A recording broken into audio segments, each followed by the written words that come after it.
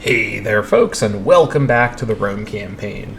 Last time we wrapped up some loose ends in Magna Graecia, finally securing the province of Bruttium after conquering the two remaining Greek city-states down there. This involved some satisfying but pretty inefficient no CB war declarations. Probably not going to do that too often, but that was nice to just finally get wrapped up. We then turned our attention to the east, thanks to our new mission tree subduing Greece, and we went about doing just that, going to war with the Antigonids, who actually became Macedon in the midst of that. But that didn't save them. We conquered a full 6.5 provinces from them in a massive major war. Aetolia, Epirus, Illyria Graecae, Pelagonia, Amathia, and Chalkidiki, and then also their section of Paeonia, which were splitting with the Scordiskians. We'll come back to that in just a minute. And with this conquest, our national situation has become a bit more complicated, to be sure. We have very low stability, although that's more so from the Bruttian Wars from earlier last episode, but nonetheless low stability. With our current AE, the stability is actually not even trending at 31, so that's not that good. But this AE will decline very fast with our good AE decay, and then our stability will start increasing again once it starts declining. War exhaustion's almost back down to 0, so that's going to be quite good. Manpower is at about half capacity at the minute, so that's perfectly fine for the next 5 years for that purpose. Our economy is in really, really good shape. We'll talk about our economy a bit more in just a minute. Tyranny is very high, though, and it's going to keep staying high as I have a few more cities to disband and a bit more of that work to do over in Greece, but we've already done a lot of that work getting this territory reorganized for our purposes. Now, we do have a new consulship for this next 5-year period. We've got Appius Claudius Africanus back once again. Of course, he was our consul during the First Punic War, which is how he earned the title Africanus. So we've taken a look at him before, but just to be thorough, he is ambitious, which is one extra to all of his attributes, and that's the only real notable thing when discussing his consul-relevant modifiers here. Whereas some view the ladder to the top as a challenge, Appius prefers to see it as firewood. He's also prominent, which increases the commerce of Italia by 10% under his reign. When Appius Claudius Africanus speaks, people listen. He has the blood of the Claudii, 10% increased fort defense, and 10% increased omen power, while he is the governor of Italia and the ruler, respectively. We read this modifier, or read the lore of that before. Original thinker, +1 martial, and 10% increased siege ability. The logistics of warfare require a certain innovativeness, which Appius seems to possess. He also is greedy, -1 charisma, and +0.02% pop growth as the governor of Italia. Nobody would ever dare accuse Appius of moderation or self-control. Lastly, he is corrupt, 10 default corruption, but also 10% increased national tax as the ruler, which is quite strong. And this is helping our economy be so good right now. One can go about things in the right way or the profitable one. Appius knows the truth of the matter. Now, he is joined in the consular position by his co-consul, Cornelia Secunda, our former brief governor of Greece, I believe. She, incidentally, is sarcastic, shy, blood of the Cornelii, energetic, and corrupt. And she is also in the Boni faction, while Africanus, of course, is in the Optimatus faction. Actually, the Optimatus are in a pretty good situation, all things considered. 46% control, with the Boni and the Populares each having about 27%. So the Day of the Wolf has been resumed once again. And incidentally, in terms of the national modifiers, you can see on the screen here, 11, 9, 10, 8, with the good marshal coming directly from Africanus. His low finesse means that as the governor, Italia is not going to have the best tax and sort of local happiness going on, but that's not that big of a deal. Our Italia territories are generally pretty stable. Incidentally, we need to go ahead and, before taking a look at our territories, assign a new governor of Greece, so let's do just that. We're going to switch around all the policies, but it is what it is. I could assign Archimedes, who is himself a Greek, so that would at least be on brand, but I would prefer to have a Roman governor at the minute if I could help it, although he is a very, very good character for governor with 13 finesse. I should probably make Archimedes a researcher at the very least. I think I will, in fact, do that in just a minute. For this purpose here, I think assigning either Gnaeus, Argonius, or Appius Claudius Rossus would be the right choice. But Rossus has much better martial, and they have the same finesse. And also much better statesmanship, because of course Rossus was a previous consul. So I think we're going to go ahead and assign Rossus to this position. He is the Boni party leader, but he's not a family head, which means that his prominence or his power base rather, is not as high as it would be otherwise. Family heads have much higher power base than party leaders, interestingly enough. So in he comes. It's going to change all of our policies around. That's fine. We'll just change him back to harsh treatment. We got to get these guys demoted down real fast here. And I probably need to do harsh treatment across the board, really everywhere at the minute. Although, over here in Magna Graecia, let's see, the places that are not on harsh treatment, I think this is sustainable. Anything that's below, yeah, okay, so Sicania do needs to get switched over, though. But anything that's below, like, 0.40, I can probably justify. Yeah, Siculia I'm going to have to change as well. But the other ones, I kind of want to keep. Basically, the current unrest we have is going to be the lowest we'll see in this consulship, I hope, as our AE declines, and then our stability increases as a result, and as our tyranny declines. We'll see. And then we're going to do an omen in a minute that's going to help out as well. And then in Italia, how are things looking? Things here are generally much better, because these folks are overwhelmingly more Roman than the other places, so that's fine. Okay, and then we need to assign a new Tribunus Militum. Archimedes, incidentally, would be a good person for this, but I'd rather have him be a finesse position. In fact, I think I'm going to have him switch over to being the Tribunus Plebis. Gerges has very low total finesse, even though his statesmanship is main, because he's a previous consul, because of his age and his declining health. So we're going to go ahead and replace him with Archimedes. The Tribune of the Plebs being a Greek is probably going to be a bit scandalous, and replacing a former consul with a Greek is also a little scandalous, but and that being said, Archimedes would probably be better as a researcher, because he does have a research trait. Should probably do it like that. Let me actually replace what would otherwise be a very good researcher, Marcus Valerius Lepidus, with Archimedes. I think the people will be less upset if I put a Greek into a slightly less public-facing position like researcher. I want to make use of his good trait and his good abilities. Also, he's young, so we can make use of good statesmanship eventually.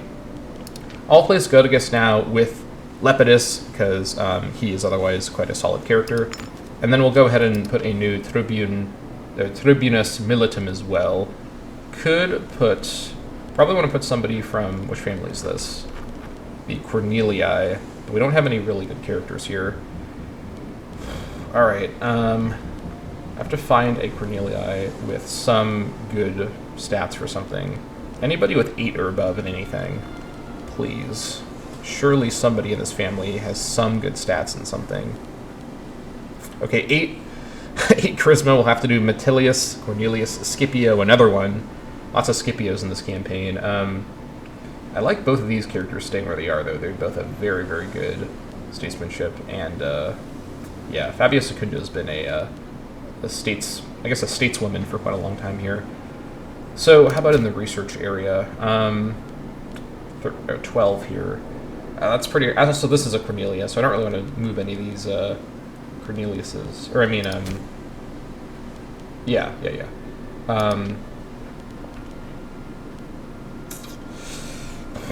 I could justify monthly military experience is probably okay to miss out a little bit on. This is one of the less important of these modifiers at the minute. Alright, let me find the most qualified Cornelii and throw them in there. Alright, Cornelia Secunda, come on in.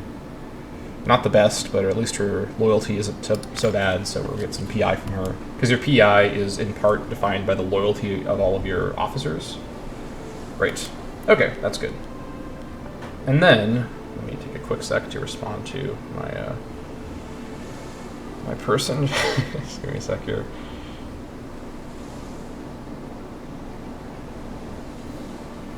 Alright.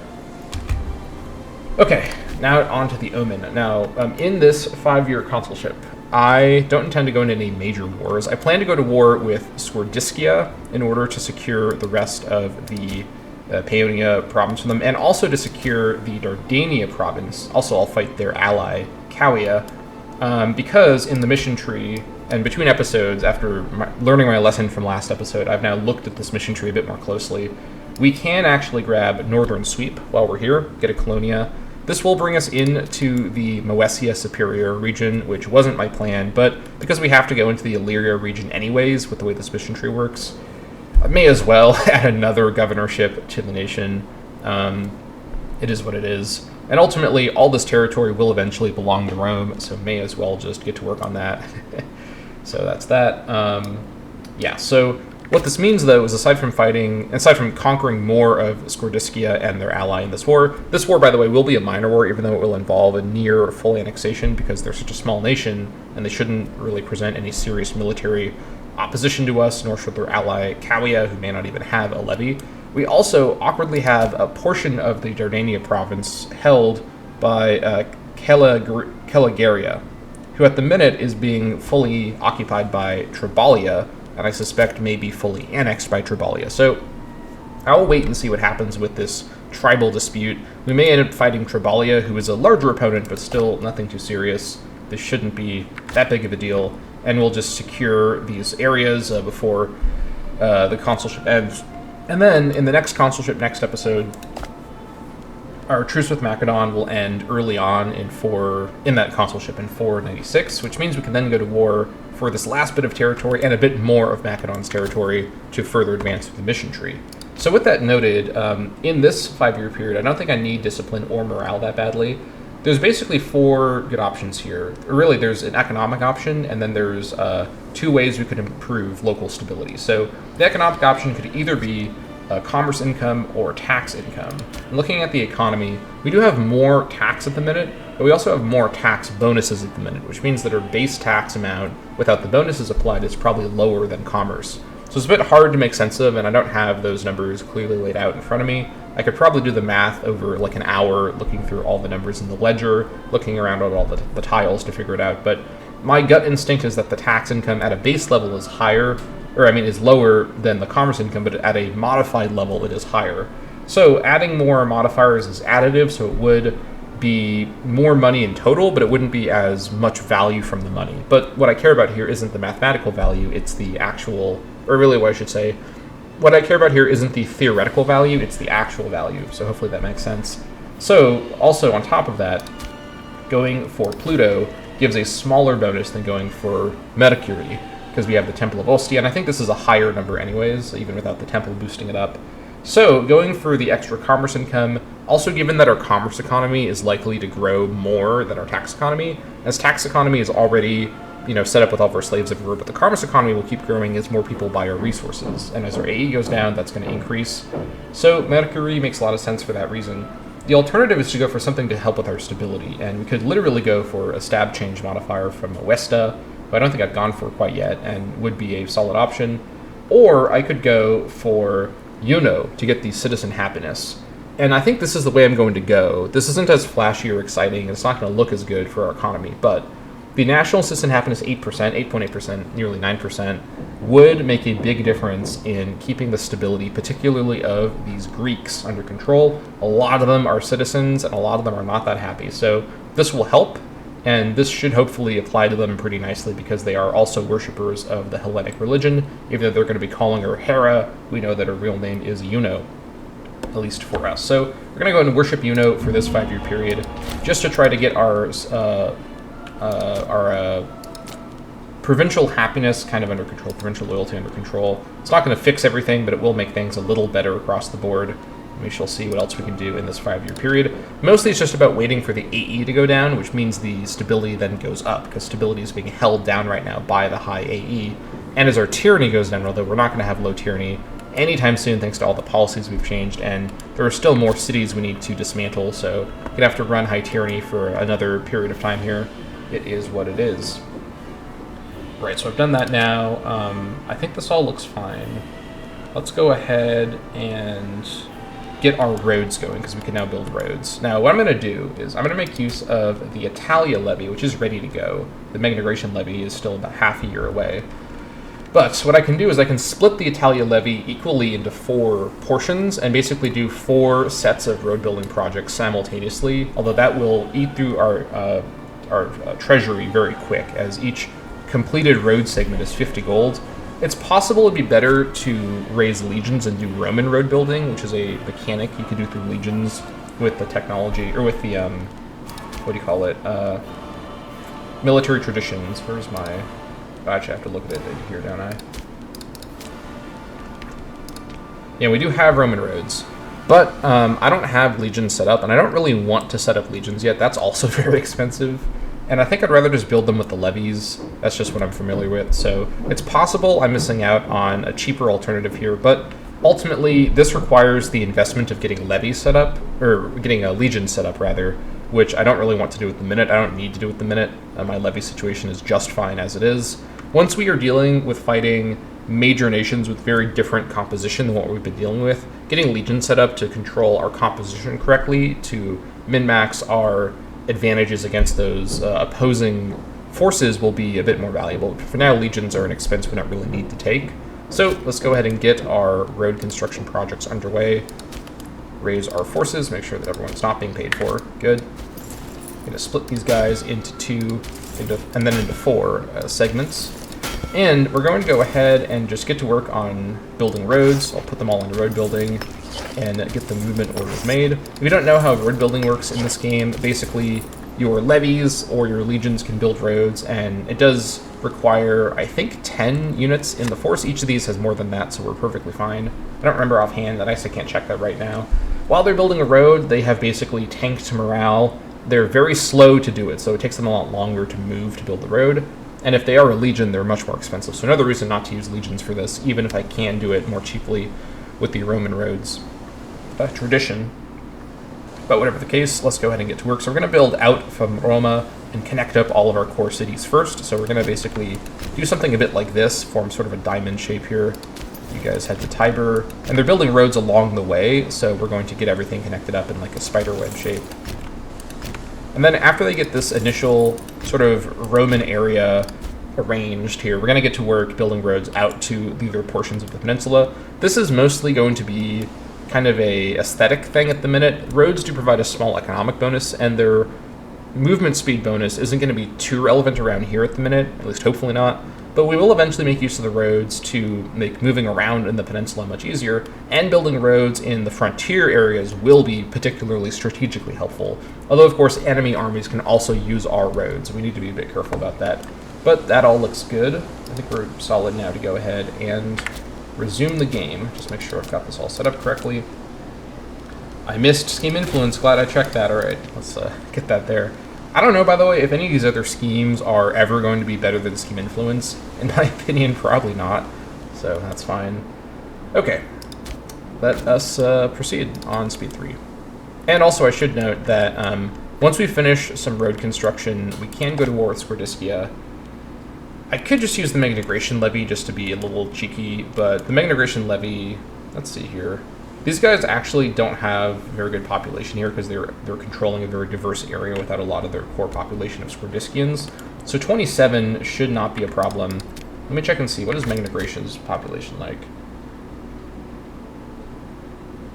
Actually, that's not the right thing. Looking at the province there. Mega Integratia. Can I just see the number of Romans, perhaps? That'd be neat if I could do that. Is this information I can't find in this goddamn UI? It might be. Alright, open in the ledger. God damn it. Show me the provinces. Alright. No, hold on. I need to look at... Oh, no, I don't need provinces. I need the region. I need to look at it on the region level. Can't I just see the Romans in this population here? Can I just see that, please? Alright. Well, we at least know the resulting levy size is 12. Okay, so I think 12 should be enough, and we could always bring the Italian levies over to help out if needed. Although they're going to run out of money to build these roads this fast pretty soon, so maybe we just use the Italian levy. I will wait and see. Although I could just go for it now, because these guys are attackable. I have a claim on them because of my mission tree. And they bring in their ally, Kawia, who I also want to get for this province here. Okay, that looks fine. Let me just get these roads going. Well, let me think about this. I think 12 cohorts should be fine, although this is under the 4 Marshal of Russus, so never mind. I do need to make use of Africanus' good Marshal, particularly against tribes who may have good Marshal tribal chieftains. Let me get this initial diamond of roads constructed, and then we will ship the boys over. Let's bring over the Heraclean Navy to help transport them. And we'll just make use of this army once they're done doing the road construction. We'll turn their morale on once they finish the diamonds of roads around the Roman area, and then we'll come back to doing roads later. All right, let's proceed. Got Bungling Burglar. In the dead of night, Cornelia Prima scaled the walls of the abode belonging to Appius Claudius Africanus. Our 41-year-old researcher is at it again. Actually, I don't know if she's done this before, so maybe we shouldn't say that, but she's up to something no good. What she failed to recognize, perhaps, was that Appius himself was indulging in a late-night wine-tasting session with a few of his closest friends. Needless to say, Cornelia Prima came to her senses after being pitched from the nearest balcony. Good riddance. Holy crap, this 40-year-old lady is up to some shenanigans. Interesting. All right, lose 20 health. That's a shame, because she is a solid researcher, but I guess we'll see if she has any resulting problems. All right, the diamond is nearing completion. These guys should finish in a couple of days here, and then we'll just get them onto the boats, and off they will go. All right, we can import a few more things here because of population here. Right, let's see. It is winter time, so the food situation is a little overstated, but more grain would not hurt. We already have fish. I can only get one citrus. I'd otherwise go for citrus. I could go for honey. Honey would double up as both a slightly less good food resource, but also for the dip rep, which isn't a terrible thing to have. But I think the dates actually would be... Actually, we already have dates, don't we? Yeah, we do. Fruit, though. There we go. This is better. We get the half the value of the grain in terms of food, but we also get 2% commerce for Latium, which would be worth quite a bit, and loyalty of characters +2, which certainly doesn't hurt. And we have 2 slots at the minute, so let's get some fruit going, trade with the Selly kids, and I guess also with the Selly kids. All right. Looks good. All right, you guys stop building roads and head to Ostia. The rest of you can also do that imminently. You can do this right now. Head to Ostia. All right. Our core of little road connections is now finished. Very good. Stop building roads. All right. Can we see the effect of the roads on the stuff here? Because I know that they do have a very small economic effect. What is the effect upon...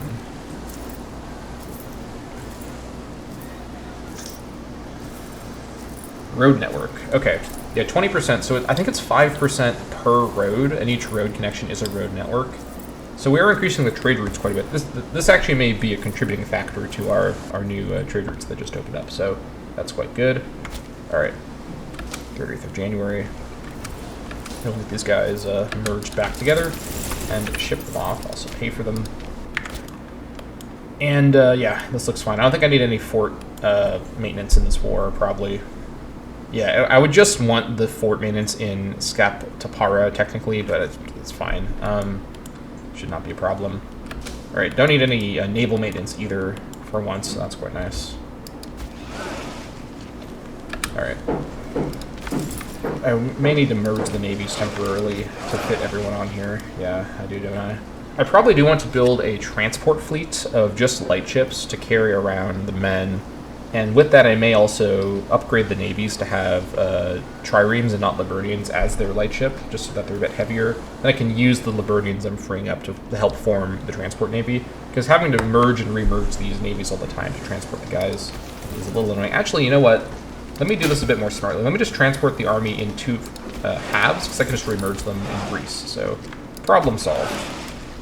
All right. Now, if these navies get killed by pirates on the way over, I am going to explode in annoyance. I'm always coming up with new, more extreme things I'm going to do in anger when minor inconveniences happen. So head over to Peia and let's see if we can not get killed by pirates on the way over. I'm taking a risk here, but I don't want to pay for my ships because I am driven by insatiable greed, of course. All right. Eyes peeled for shenanigans.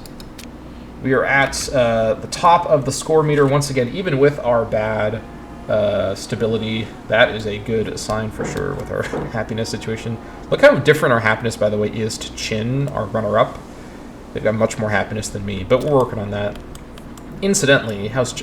Oh, okay, I'm sorry I looked. It's probably better not to look at how Jin is doing. I'm just going to feel unnerved. Even though they're across the entire planet from me, I'm sure somehow Chin will find a way to screw this campaign up as well. Gotta play it safe. Alright.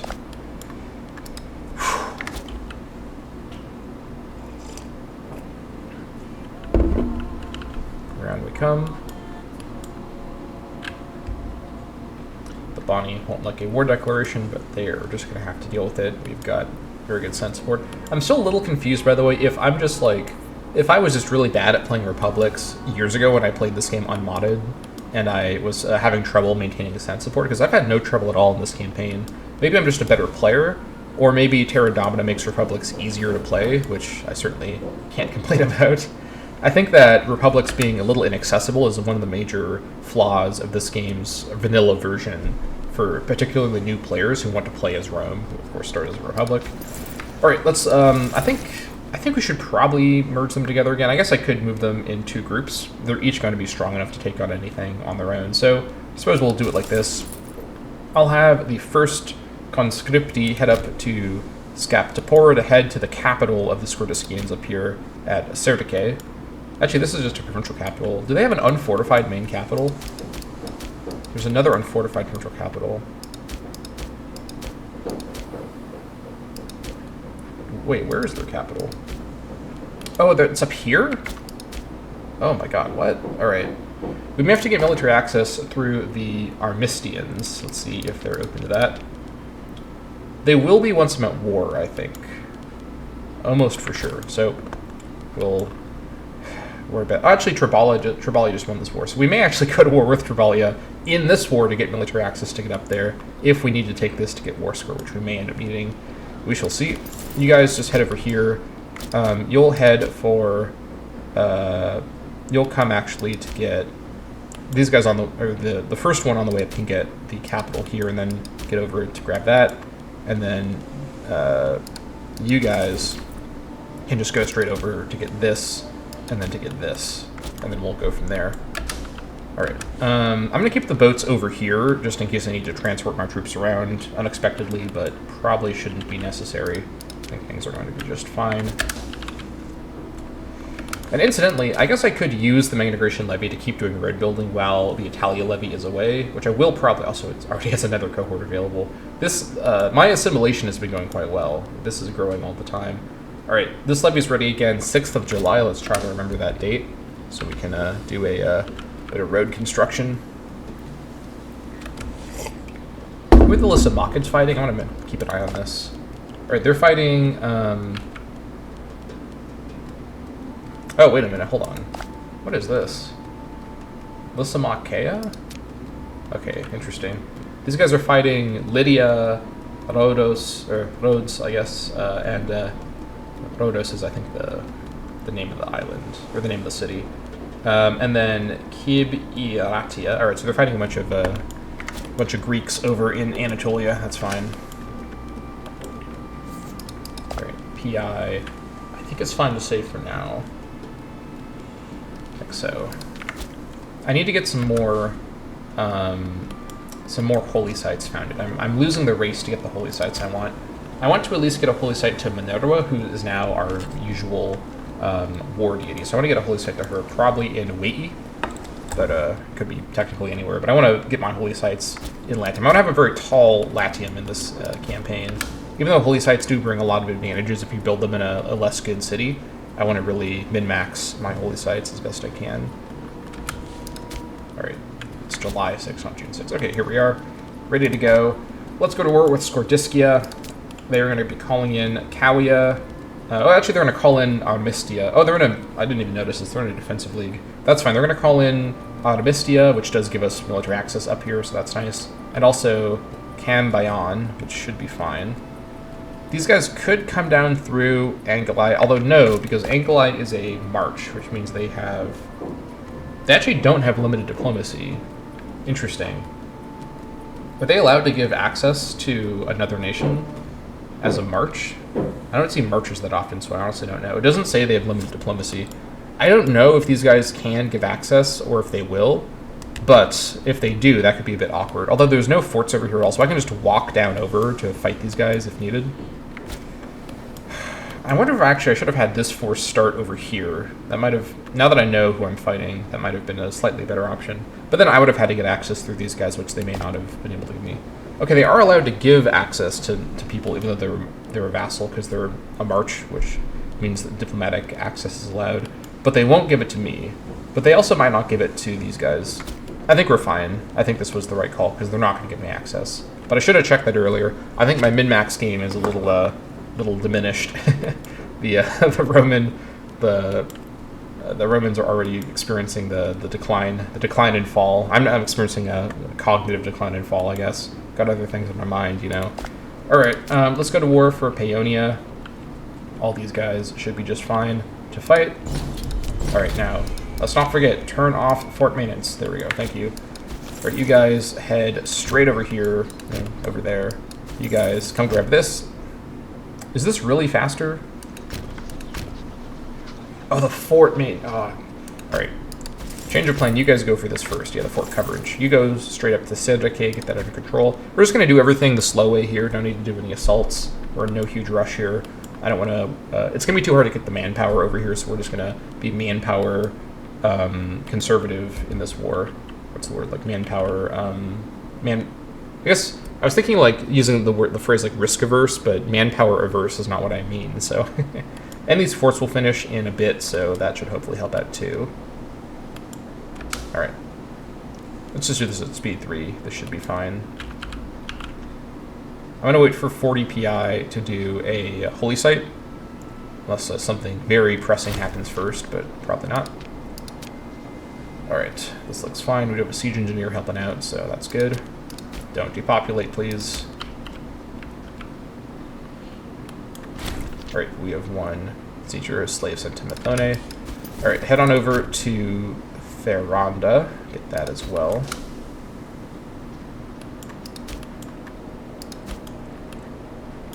None of these guys have any ports. Actually, I guess technically they do have a connection to the water up here, but they don't have any ports, so we're still fine. Water shorter. This siege is happening very fast. Yeah, having the siege engineer from that tradition I got before is really good. It speeds up our sieges quite a bit. Plus, our overwhelming numbers doesn't hurt either. With a force this large, the siege will just be finished faster than normal. All right, no sign of the enemies yet. They're raising their tribal levies up here at their capital, so I'm not going to see their armies right away. This is an interesting mercenary home location here in the forests of Saparantan. What are these guys doing? Just hanging out in the woods?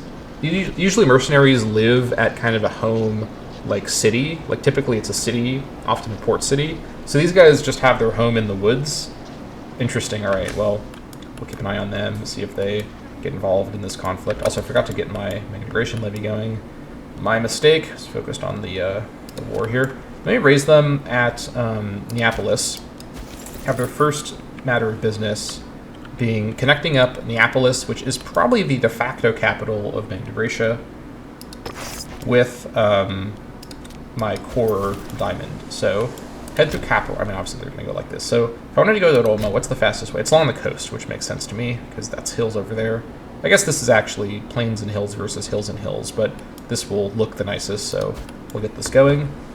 Reconstruct the Appian Way that wasn't in this campaign because of my changes I did to all that, but we'll be able to reconstruct it ourselves. And yeah, we'll let them do that. And I'm fairly sure you need 10 cohorts to build the roads. I'm going to just keep them together to do this. No need to get too fancy. Should be fine. I will have to pay for them, but yeah, it's fine. We'll be fine. I'll keep an eye on over here. Actually, there's no icon for them moving or not moving, so never mind. I can't keep an eye on that. But they're going to get the roads going anyways. We'll just check back every so often. Aqueduct in Roma is done. All right, good. Another one's now under construction. Occupation of Tharanda is 1. Very good. You guys head down and grab this completely free capital. Looks good to me. And then I guess we'll swing around and head up into Artemistia. Looks good. Although pretty soon we're going to be able to get the war target. I'm not going further than my target for my missions. This is already pushing into regions I don't really want to go into right now, so I'm not turning this into a major war. This is just going to be a minor war. That's it. I am keeping my situation at, you know, respectable levels, minimal levels. Man of Mars. One of our soldiers has the reputation of a man blessed by the god of war himself, fighting with a frenzy unlike any other. Some of our other soldiers question why he has not been promoted after all his heroic deeds during war, while others treat him as some sort of demigod. Okay, getting the morale of armies for the next 5 years wouldn't make a huge difference in the wars I'm planning, so I will go ahead and let him join, hoping he appears as a Roman. Let's see if he indeed appears. Let me go to sort my marshal. Incidentally, the highest martial character in my nation is this random lady, Sao Torrid, who is a Masapian. Don't know how she got here, but she is here. Alright, he will join our court. Will he join our court? Maybe he won't. Sometimes these character spawning events just don't do anything, so we'll see if someone appears. Alright, Siege of Gaboleon. What's the population here? Okay, let the looting be gentle. Holy crap. Yeah, everyone shall hide. The men will not roam freely. Appius Claudius Africanus has led his men to glorious victory during the siege of Gaboleon. The enemy flee in disgrace, and all that is left is to decide on how to treat the residents within. Needless to say, these spoils of war like that cause us back in Roma to admire Appius greatly, but leaving such wealth in the hands of one man could cause problems in the future. Let the looting be gentle. Alright, we've got everything we want now. Will they agree to this deal? Not quite, but they soon will. So we'll just get this thing over and done with nice and soon. Get all of the rest of Paeonia and then all of Dardania. And this mission tree doesn't ask for anything else, does it? Oh, I need to get this part too from Tribalia, but that's going to be a different war. And then I have to colonize this, which is just going to be a matter of getting population over there. Yeah, this should be good for the northern stuff. Alright, you guys go ahead and just... I guess I'll go to war with Tribalia while my armies are here. I may as well. Head up here and just prepare for war with Tribalia. I'm not going to bother protecting the passageway because these guys are not going to get here in time to do anything, probably.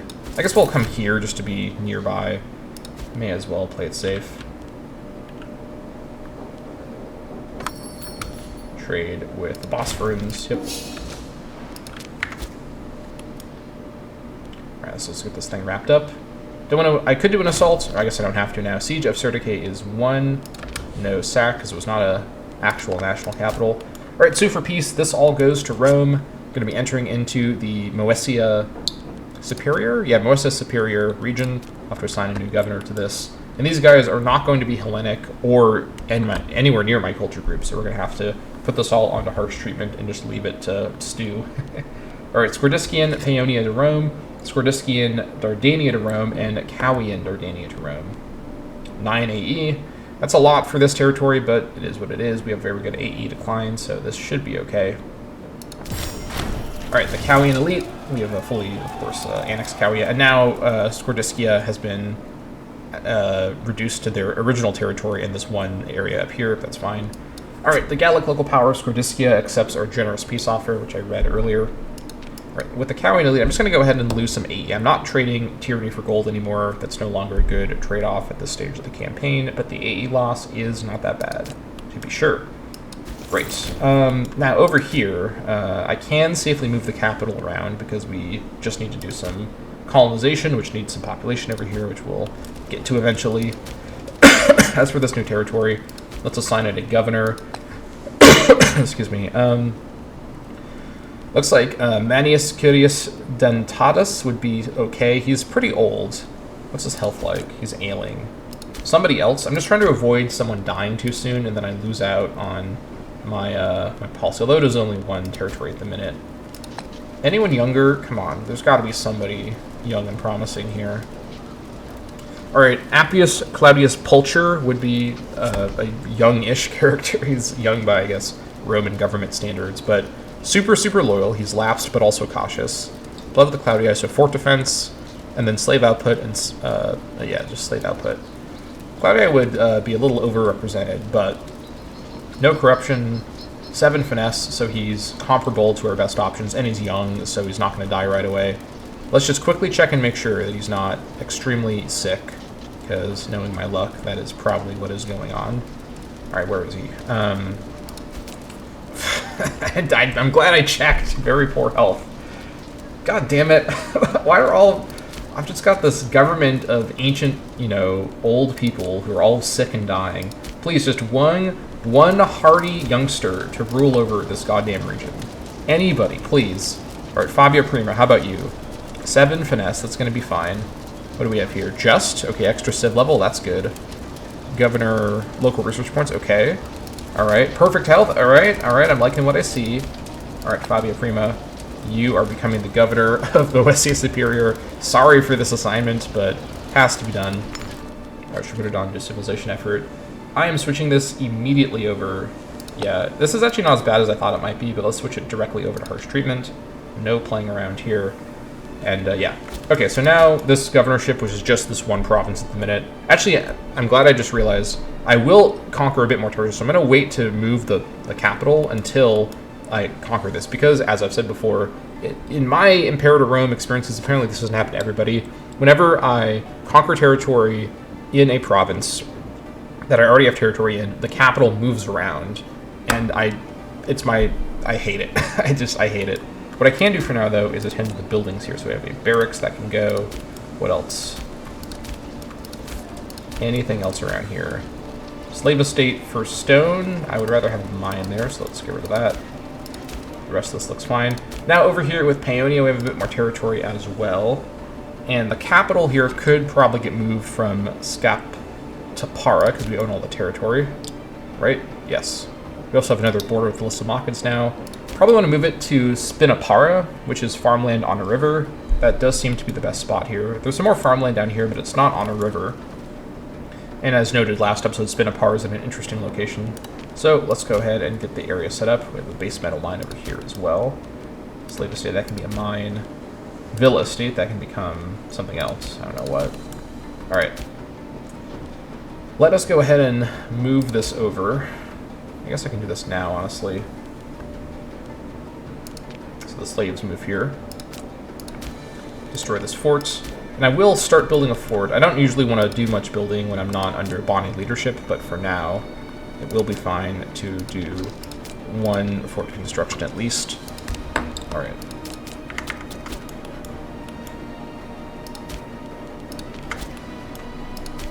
There we go. Trade for livestock once again. With Egypt. Wait, these guys have to come back down here. We'll just have them come around over here. So you get a black flag. Alright, very good. And that should be fine for now. Okay, and then we go to war with Tribalia once these guys arrive over in the area. Who does Tribalia bring in? They bring in their... No, actually they don't, because this is a tribal vassal, so it's just going to be Tribalia. Who I actually don't have a claim on, so I probably should have thought about that before I opened my big stupid mouth. Well, we're already going for this, so I've got to... Can I not? Dardania, yeah. Okay, well, I guess we will lower the Italian levy for now. Yeah, unfortunately I don't have a claim ready to go. Let's just claim this land and get this over with. I could do a no CP war, but that's not a smart idea right now for a lot of reasons. So let's do this the slow but smart way. Claim Dardania, and then come back for this later. So everyone just stop moving. Italia levy can be dismissed. These guys are still doing their thing. And yeah, that looks fine.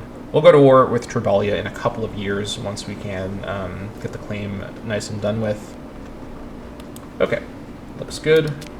Lower the army maintenance now. We don't need army maintenance to pay for the road construction crew, so this looks fine. And let us resume. Although what I do want to do is get this colonized. Any province neighboring? Is it really any province? If I move Romans to Lysis, will that do enough? Can I move Romans to Lysis? I don't have any Romans over here. What I really need to do is wait for the, I really need to wait for this one to get some, like, Colonia with some Romans, probably in Apollonia. Could move some, maybe Roman slaves over. We'll have to probably wait on this one. I do want to get this tile, though, in order to get Northern Sweep, another free Colonia as well. I may also wait to decide on the location for the capital. I mean, honestly, Hamaeum as a farmland. Is this on the river? Nearby river. Okay, so this is the best spot in the province. This is another very rough terrain type province. So that looks good to me. Alright, trade with these guys. And also with these guys. Okay. Now we've connected up Neapolis with the Roman area. Let's continue on with this. Now we can resume using the Italian levy in a couple of months. That's gonna be quite nice. Let's have the Magna Graecian levy basically do an about face and come back down and keep roading up Magna Graecia. We'll have the Italian levy connect up the rest of Italy here. Also, I should bring my boats back, shouldn't I? Let's attempt another low maintenance return to Ostia. Actually, yeah, because I'm gonna have the Italian levy actually.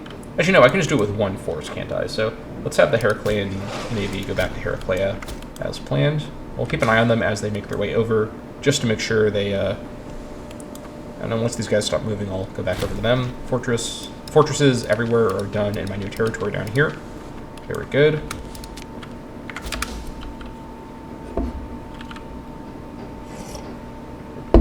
And we come. Judea wants my leather. Yep, sounds good.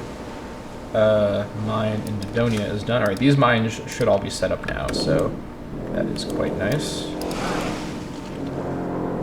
Every person in my apartment complex is doing, I don't know if you can hear it, but they're all doing construction projects right now while I'm recording. Love that for me. Alright, I'm going to sneak in a little text to a certain person here.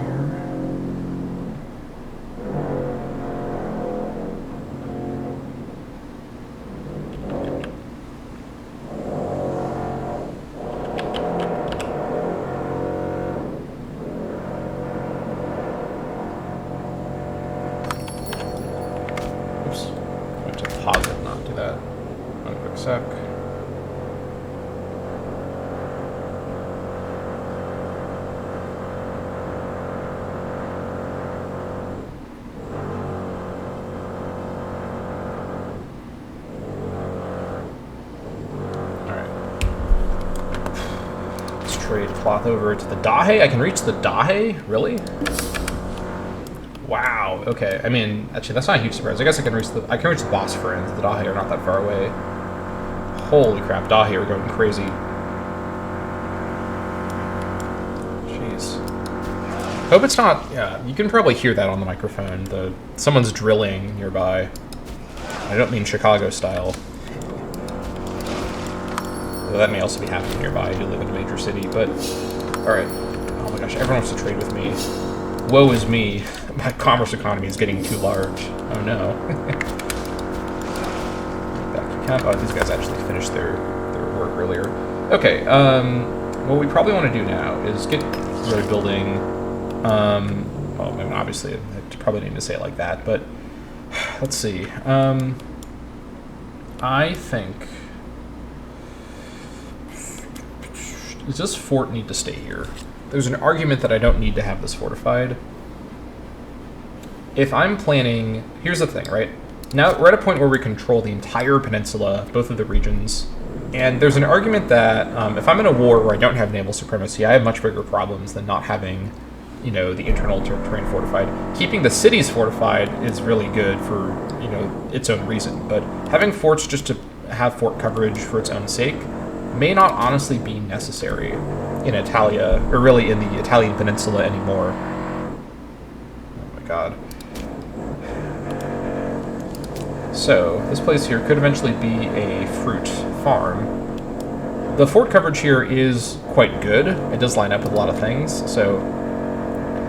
That being said, again, this shouldn't need to be fortified under most normal situations, and it would save me money to cut back on the forts I don't need and to protect cities. Yeah, I think that is probably the truth of it. So let's keep it, because we're gonna have so many cities, right? Like, I've been stingy with cities so far, but we're gonna have a lot of cities in this core territory. Let's keep the forts only to cities, or in really like frontier areas where the fort coverage is completely necessary. But down here, this is fine to go ahead and defortify. So, with that noted, if I were to move from Neapolis to Caduceum, what's the movement looking like? Alright, I'm just going to follow the general rule of, unless the game's default movement orientation looks really terrible, I'm just going to follow how they would move the fastest, because this way the roads build on the fastest route already, because roads only increase movement speed by a percentage, they don't like add base movement speed, meaning your best option to min-max roads is to build them onto the routes that already have the fastest movement. Okay, I'm sure you guys can hear that. Oh my god. It's the middle of the day. I guess it's on a weekday, so maybe that's why. Alright. February 1st for these guys.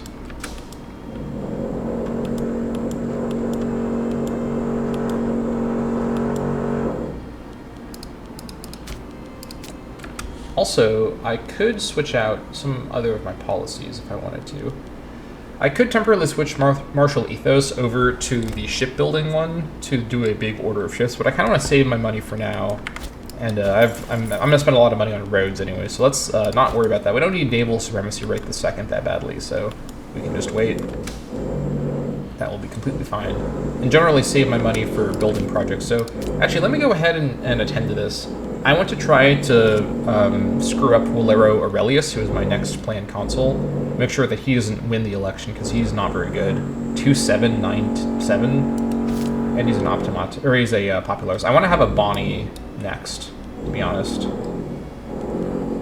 Let me go ahead and smear this guy. It is going to cost some tyranny, but this will hopefully mess up his popularity enough that he doesn't become the right person. Now, incidentally, Claudia Secunda is the next planned co-consul. I think this was actually someone else earlier, but she's become the next co-consul. If she were to be the consul, that would be okay. She'd be a very good martial consul, but the finesse of one to govern Italia, I don't like that so much. So we'll see if we have to reduce her popularity as well. Hopefully not. Could end up being necessary. We shall see.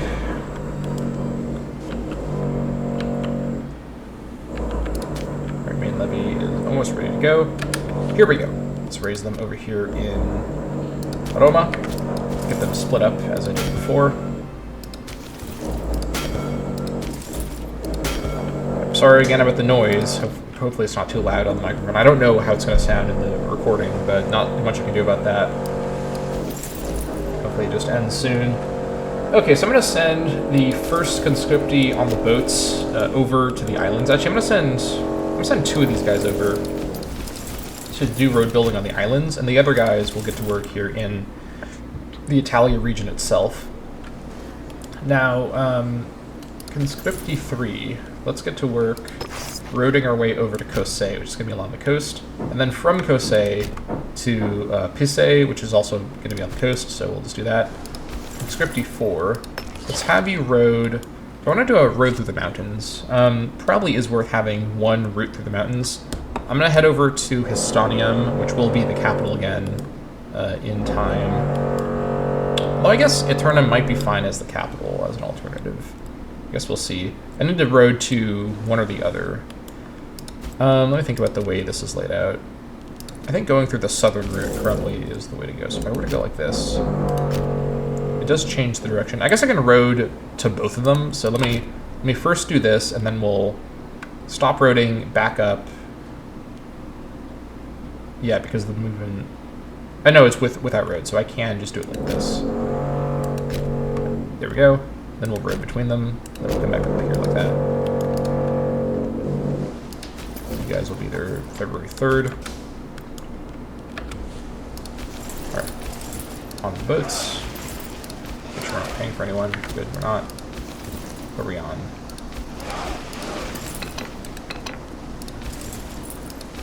Actually, we're just on one Navy, that's right. We're going to drop one guy off over here. Actually, roading around on this island may not really be necessary because there's only one city here and the road can't cross the strait, so we may not even bother roading Corsica. But we can road up Sardinia from both directions. Let's drop one of these guys off up here, and then we'll drop the other guy off on the other side and get that going there. Alright.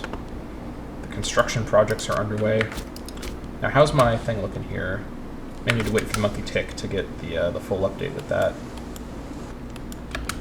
Alright. We'll have these guys land here. I think it's done finally. Whew. Right, 26th of February. You guys come around like this. You get to work. Let's see here. I could have rode over to the strait at Longonas. I could, I guess, rode up to the strait on either side just to be thorough, but don't think that's super necessary. In theory, these places are already connected pretty well by just the water, which I will hopefully control, so let's just road internally on the island. I probably didn't need to bring 2 armies over, but this will speed things up. From here, what's the fastest route? It is, let's see, cutting through the plains. I suppose this is fine. What are these tiles? This could be a city eventually, and this could be a slave estate. Yeah, this looks fine. This is the fastest route. So, actually, change of plans. You guys head down to here. Get to work roading up this part of Magna Graecia as an alternative. I think we've got the island covered at the minute. We have another trade route available. More grain, maybe. could just trade for more grain. Certainly couldn't hurt. What else could we get? Could go for incense eventually. We could get 1 copy of incense just to help out, and then we get the next copy once we have access to another one. 5% state religion Apis would be a big help. A lot of the population is Hellenic. Could get Cinnabar, that's pretty rare. Loyalty of governors +4 on surplus. That could be quite good.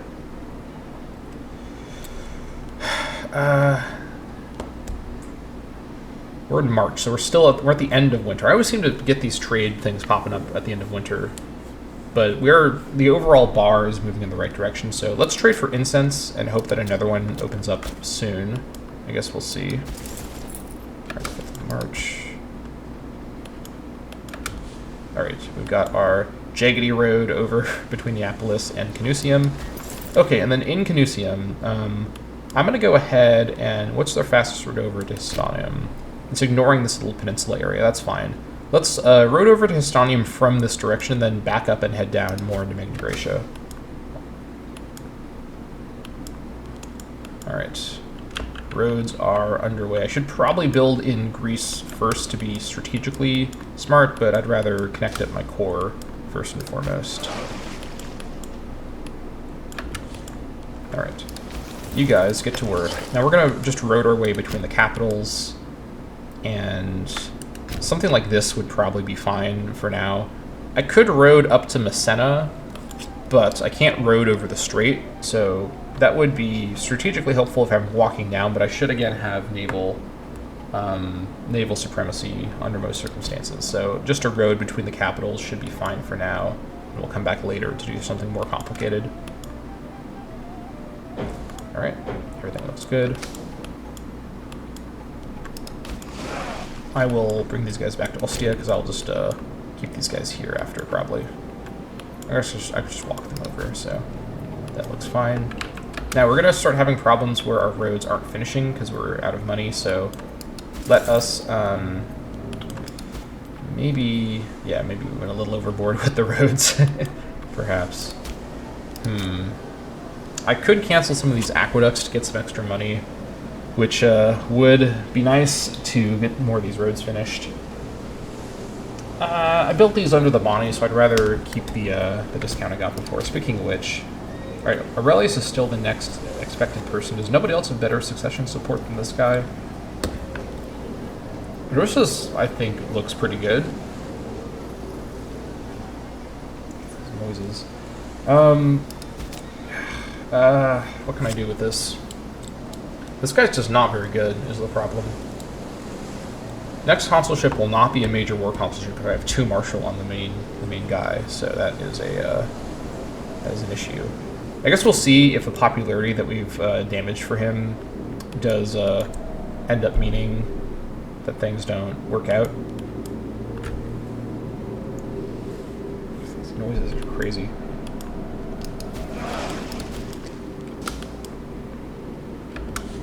Alright, we're going to start not building roads if I don't do something soon here. I may have been a little overboard with all the different road projects at the same time, honestly. Alright, you know what? I'm going to cancel the aqueducts that are in the queue, though not the one that we're building because it's partially done, just to give ourselves a bit more breathing room to build a few more roads. Okay, we already spent that already. Alright, we just need more money is the problem. What to do about this? Not too much I can do. I just have to wait and be a bit more conservative with my projects here. You know what? You stay here. You stay here. Let's do this month to month. You just hold fast and you stay here. And then you stay here. We're going to maybe cancel and come back. Cancel the projects, I mean, and then come back to it once we have a bit more money saved up. We have a lot of partially finished roads, which is awkward, but what I can do is raise the levy to finish one of these roads and then just come back later. Yeah. I don't want to have all the levies raised if I'm not actually using them to build roads. This is awkward, but it is what it is. I forgot how expensive multiple road projects really are at the same time. Alright, let's lower the levy. Oh, hold on. One of them's still moving. Actually, they all need to stop doing road building.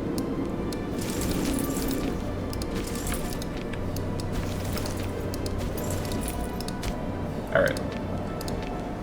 Awkward, but we will raise them again pretty soon. What the hell? Okay, I don't know if you can hear this. There's so much noise going on right now. I don't know what's going on, but that's annoying. Very strange.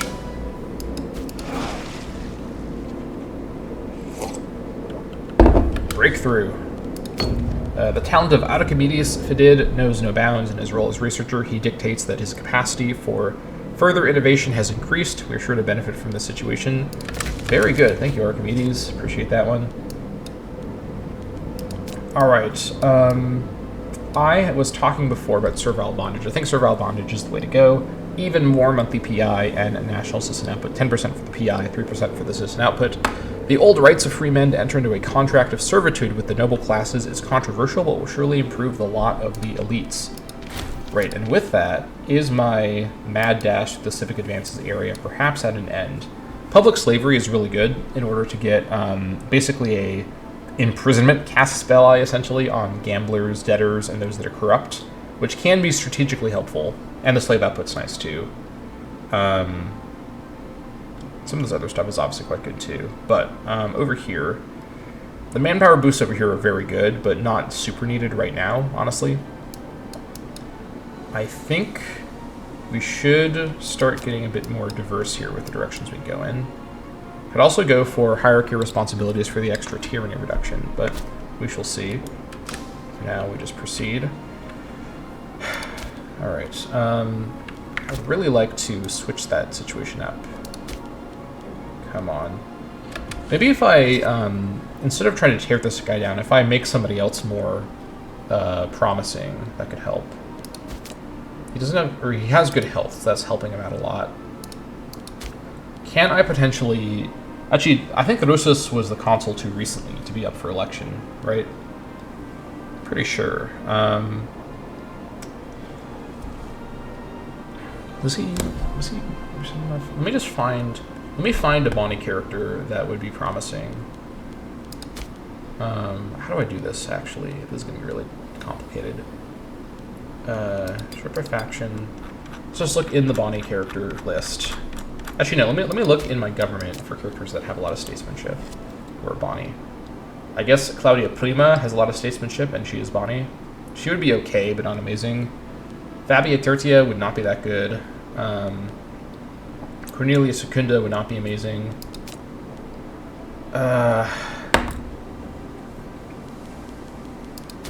Anybody? Cornelia Prima is not very good for what I'm looking for. Cornelia Secunda is not very good. Do we have any Bonnie characters with any good stats anywhere? I mean, Russus is the only one. Holy crap. What can I do to boost this guy up here? He already has sort of maxed out popularity. Could increase his prominence, that might help. What does he have right now?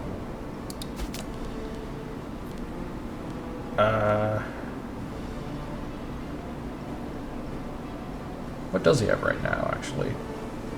I'm not sure. Okay, I'm not sure. We'll see what we can do. I've already lowered the guy's popularity. Maybe, just given time, it will fix. If not, we shall see. I think I'm going to do, actually, because I probably can't afford to do too much road building at the same time, I'm just going to raise the mega integration levy once I'm allowed to and use them to just do one road construction project at one time. No need to get too complicated. How's my claim doing? April 1st. Alright. We have to wait until 12th of August. Looks fine.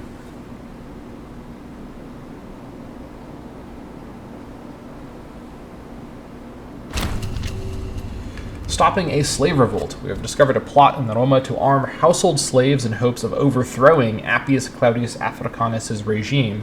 Although such a foolish dream would be doomed to failure, the fact that the conspiracy was in a late stage is very concerning. A large number of swords were found hidden in a safe house in the outskirts of the Subura region in Rome. Subura. Where is this? It won't tell me. And it seems that the attack was to take place tomorrow. We barely squeaked by. The Via Appia is now filled with the writhing bodies of the crucified, a daily reminder to any who hold treacherous thoughts in their hearts. That was a close one. Really? That now? Come on. Fine. Holy crap. Alright. 39.50 for Divine Sacrifice isn't that bad. I'm going to do this once I can, because we need to get this under control. Like yesterday. Alright. Everything's up here. Hello, Egypt. What are you doing over here? Ah, you beat Kush. Very nice. Good for you. Who are you fighting? The Kingdom of Fazan. Oh! Hello. Garmantia, you have done something interesting. This is a custom formable, I think. The crazy flag. Look at that flag. That's awesome. Alright, Egypt is conquering their way towards the parts of Africa that I want to go to. That's not good. If Egypt starts to get interest in North Africa, really, I should say Western North Africa, we're going to have problems. We are going to have problems.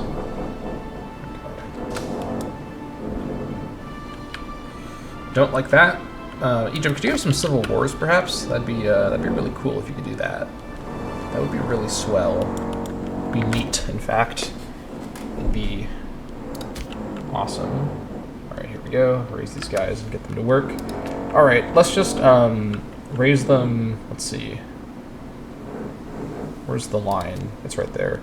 All right, let's just finish the road we were building over here, and then we'll put them to work on other projects. To get that finished, and then get that part finished as well. Then over here, we cannot switch this back over yet. I think I probably would want to switch it. Do we have permanent modifiers here? Not really. These are both okay spots. Having it be at Eternum does make more sense because the province is called Eternum, and it is a larger city, so I suppose we can make Eternum the capital permanently. I guess that's fine. Yeah, I guess that's fine. So I should build a fort here, honestly. Alright, not you, you. Let me switch over to stone. Actually, I'm gonna save my money. What am I doing? I need to save my money for roads.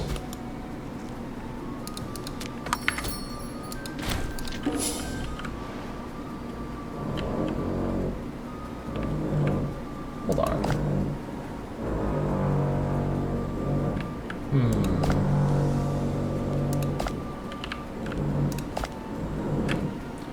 I'm thinking thoughts. Oh, big Judea, holy crap. Whew. Alright. How many Hebrews are we talking about here?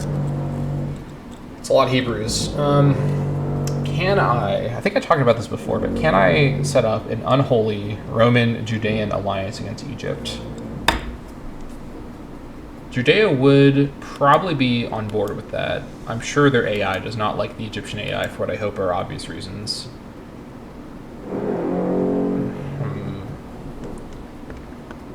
These numbers aren't amazing, but strategically they do provide a direction for Ptolemaics to focus on. Now, no talking about fighting Egypt. Let's not even go there again. I keep getting lost in the clouds thinking about that, and it's just not a good idea. I'm not strong enough. Egypt is too dangerous. What I really need is for Seleucids or somebody else to like get their stuff together. Maybe this rising Ariarithid kingdom could potentially help out. Not really the numbers I want. Okay, come on, Seleucids, please, just do something. You know, you gotta stop these guys. Maybe on their succession they're gonna have problems. Maybe. If they have a weak pharaoh, I'll think about it. I'll think about it if they have a weak pharaoh. Their current pharaoh, she's really good, 10-7. It's not happening right now, but if they have a really weak pharaoh and I've had a peacetime consulship to build up manpower, I should do something. At this point, it's becoming about containing Egypt more than like just making money. But I could get a lot of money by doing a Nile raid. That is the truth. I think that's finished. Whoops. Need to pay closer attention. I guess now that I've committed this, let me go ahead and finish the road from Eternum. Let's see, what would this look like? So if I were here, I'm going to do it like this. I just go here. Alright, let's get that road built as well. Just and then we'll go like that. Okay. Good. April 1st. Let me wait actually it's November. Let me send over the Italia levy to go deal with them with Tribali. Send over the boats and we'll pick them up and do what we did before.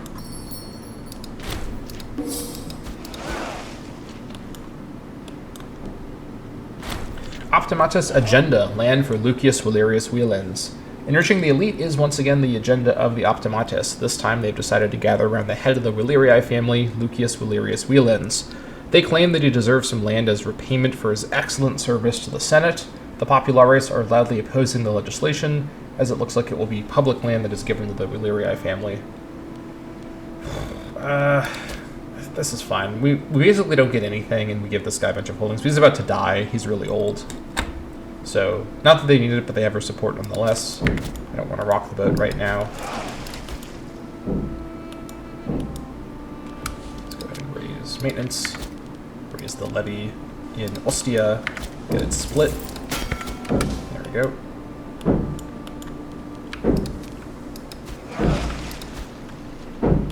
I should have known better than to do this recording when the Hammer Convention was apparently taking place in every adjoining apartment to mine. Sorry about this, folks. I don't know what to do about this. Not too much to be done. Alright, so same situation. We sail back over. This is just for this one territory. Although, Skordiskia is currently fighting for it, so this is now going to be a bit complicated. If the claim finishes before this war is done, I can just do the claim on Skordiskia, because it will transfer over to them if they own it. But I may have to wait for the war to be done to do that, so I guess we'll come over and see what we can do. Ugh. Very annoying, but we gotta get that territory for the mission tree. It is what it is.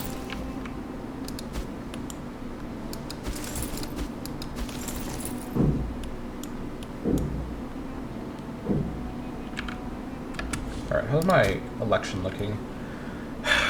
Can I do anything to just get her to be the consul? The one finesse is not good, but I'd rather have the 10 marshal.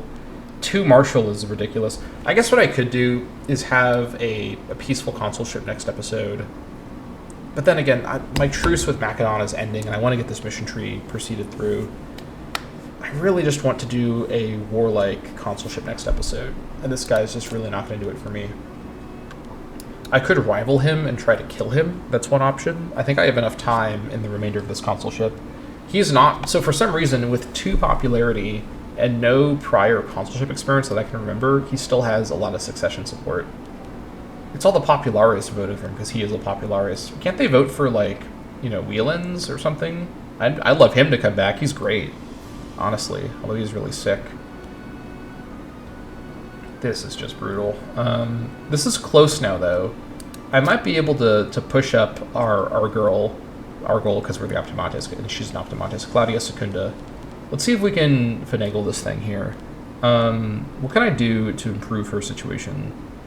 I could hold a triumph, maybe, with 30 PL, though I think she has to be leading troops to be able to do a triumph. Can I do anything else to make her look more impressive? Maybe making her a governor would improve things. Maybe. If I make her a governor, I can give her a title. That might be enough. She would... I don't know if governors count as a more impressive office than being in just a regular office.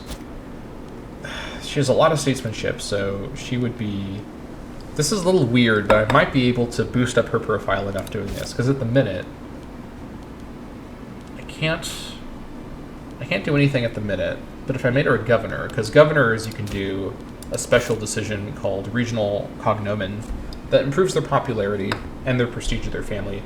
All right, let's see if we can make this happen here. She doesn't have like a lot of popularity right now.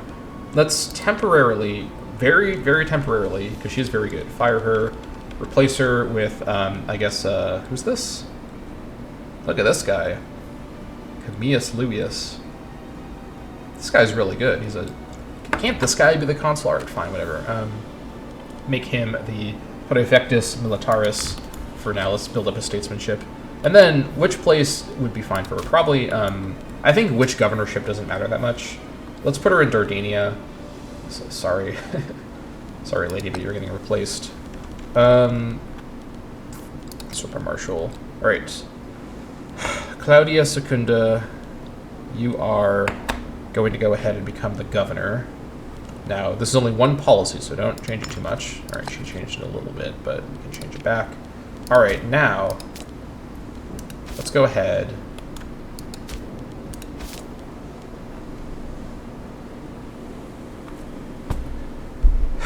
Can I adopt her? You can only do this with a family member of the ruling family. God. Alright, well, maybe as a governor, she's going to have better popularity, maybe. Alright.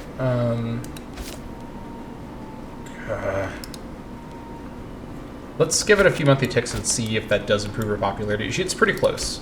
26 support versus 30 support. We just need her to edge out that guy a little bit, and then we're going to be fine. Governor Magna Gracia is disloyal. You little jerk. What is the problem now? I'm not replacing this governor. I've lost years of my life micromanaging this goddamn Magna Gratian governorship. You dastardly fiend are getting a nice big bribe. No, play nice.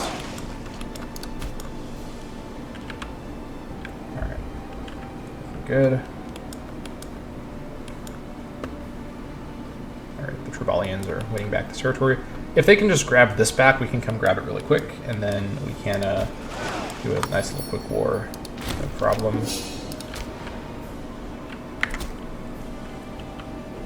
I need more coffee. That's what I need. How's my road construction troop going? Oh, they're done. That's right. We saved up some money from that, so that's fine. Alright, I guess I may as well connect up, finish up over here. So let's have you guys... Actually, let's see. If I were in a turnum, what's the fastest route? It is actually still this. Let me go ahead and road, and they're on roads, so they can move while road building without a problem, because this is army movement without roads. You can road build on the roads to make it faster. So essentially connect up like this, and then from there go back like this, just so there's a fork there, so we can go from Roma directly to Firmum, nice and easy.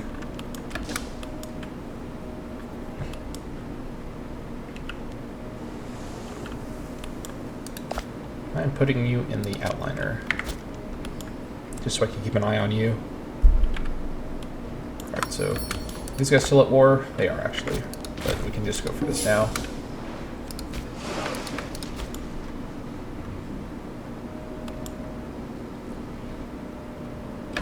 Alright. you guys head back over to your home ports, because I just remembered this is actually my core territory, so I can just, or not my core territory, but this is my territory, so I can just recover manpower fully in here. Perfectly fine. All right.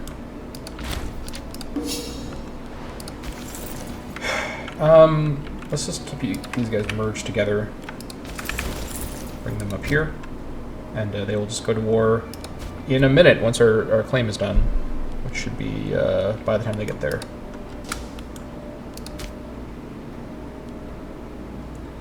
I am not using it to full potential as a governor. I'm trying to think of, like, what can I do to get this fixed? Is there anything I can do to get this fixed? Possibly not. Another trade route. More incense? No. Shoot. Yeah, I just can't reach all the incense providers. I guess I'll trade for more grain for now, because I only have one slot. Trade with the Egyptians.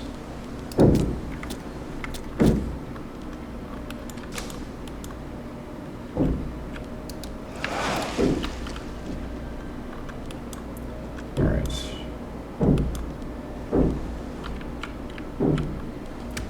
Okay, now that we've done that, the fastest route is this, so that's good. Now connect up Aluminium, or rather, Aluminium, I should say. Get that connected up, and then we'll make a road through Umbria as well.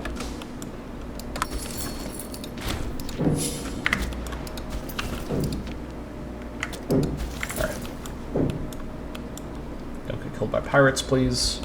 That would be inopportune, to say the least. Alright, let's get this over with. Declare war, take Dardania. They have no allies at all, so that's fine. Lower fort maintenance. Come on in and just grab this right away. I could actually get a lot of war score really quick by doing some carpet sieging, but I'm just going to keep the army. Actually, that would be actually better to do, so let me use that. Split away. How much cav do we have here? 7. Okay. Split away 2 cav units to go ranging. Don't need to send all of them away at the very beginning, because we can do this quite quick with just the main army. Lots of war score over here we can get really quick. And this is a very small ask, just this one tile, and that's it. Nothing more. I'm not getting further up into this other region, Moesia Inferior. That would not be... I guess I could ask for this other part of Moesia Superior, now that I'm in this region. I could do that. I don't really want to. Let's see what we can get up to. I don't want to... I'm trying to, like, recover from all these wars. Like, I'm trying to not do major wars right now. Though maybe... Oh, I didn't even move you. Whoops. I am not paying attention. Just don't want to have this guy... We're going to be paralyzed for a full 5 years with this, like, numbskull on the goddamn consular throne. What else can I do? Oh, actually, it changed. Alright. You are free. You're no longer in contention for some reason. So I'm going to put Manius Gurius Donatus with his 8 finesse in this position, I think. That would be fine. Switch this thing back. This is going to help with the loyalties, so I got to do that. And then that character was good, so... Oh my gosh. Cornelia Secunda. Oh yeah, that's right. I put her there because of the family. Any other position for Marshal that I could make use of? Yeah, Tertius Aurelius actually could get replaced, although he does have a trait. But she actually has a trait too, so that works for me. There we go. Good stuff there.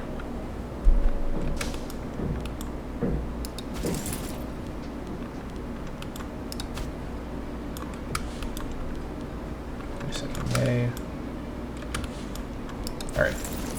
Oh, we weren't doing road building because we ran out of money. Shoot, alright. Just wait here, then we'll do another road building after the, we'll connect this up after the monthly tick.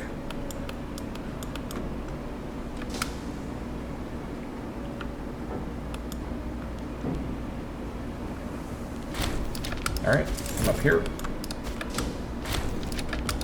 You just come over here and then rejoin the main army. Let's see what you can do. Demodamus the Explorer. Amidst raging weather and violence, he is a patchwork ship of exotic craftsmen has pulled into the port of Agrigentum. Aboard, a crew hailing from far-flung lands, various gaze out upon our modest harbor with poorly disguised wonder.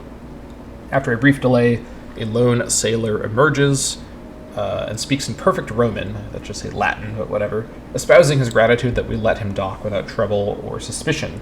He gives his name as Demodamus of Miletus, an explorer of some experience who has been sent forth by his liege to discover more about the world at large. He regales us with the tales of Scythia and Bactria, as well as mysterious lands far to the east, and he begs our leave to restock his small fleet with galley slaves in return for a bauble which he claims was revered as holy by a forgotten people. Could get the Ancient Fertility figurine, which does have a very good pop growth bonus, so could be quite good. We lose some pops in Argentum, that's probably fine. Ooh, 4 stability though. 4 stability is very good. This guy would be a pretty good governor if we wanted a Macedonian governor, which I don't really want. This is a tough call, because I kind of want this item. I don't think I can get this later. I think this guy only appears once. I don't remember if he respawns, because this is a scripted event. 4 stability is tough to pass up, but we do have a good stability trend. Let's get the Ancient figurine. Alright, we can make use of that later. In fact, we might make use of that right now. I may want that in the Roman location for more pop growth there. Actually, nah. We'll just hold on to it for now. I want to keep it for later. I'm gonna hoard that thing for future use. Trade stone to the Hebrews. Sounds good. Alright, good. You guys come down here.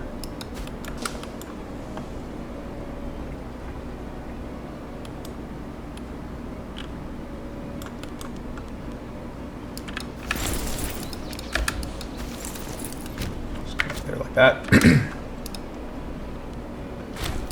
Alright. How are these guys feeling now about peace? Yep, they're open to it.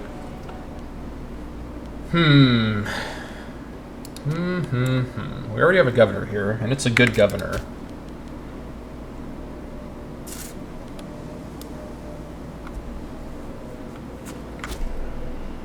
Oh, the greed is unfathomable. I'm thinking so much about how easy it would be to just get a little bit more of Noesia Superior. Now that we're in this region, I mean, we conquered it. Why not take it, you know? What would this deal look like? Okay, this is part of Illyria. No.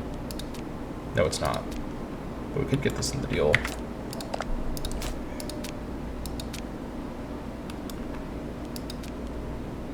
Okay. Okay.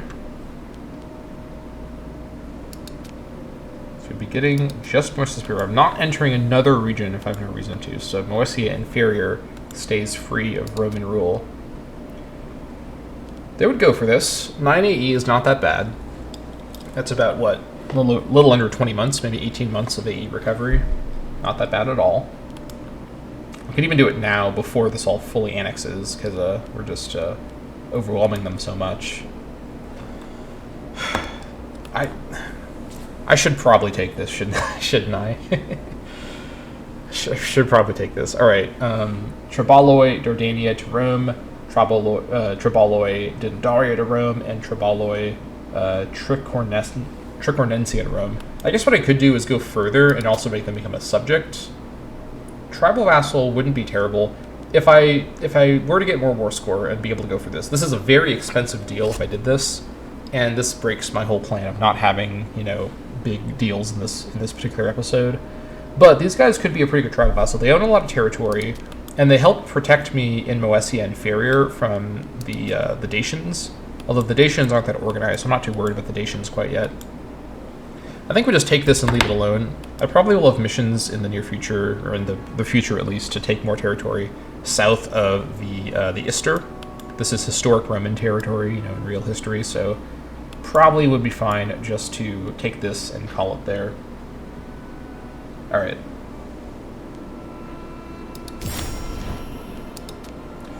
Okay.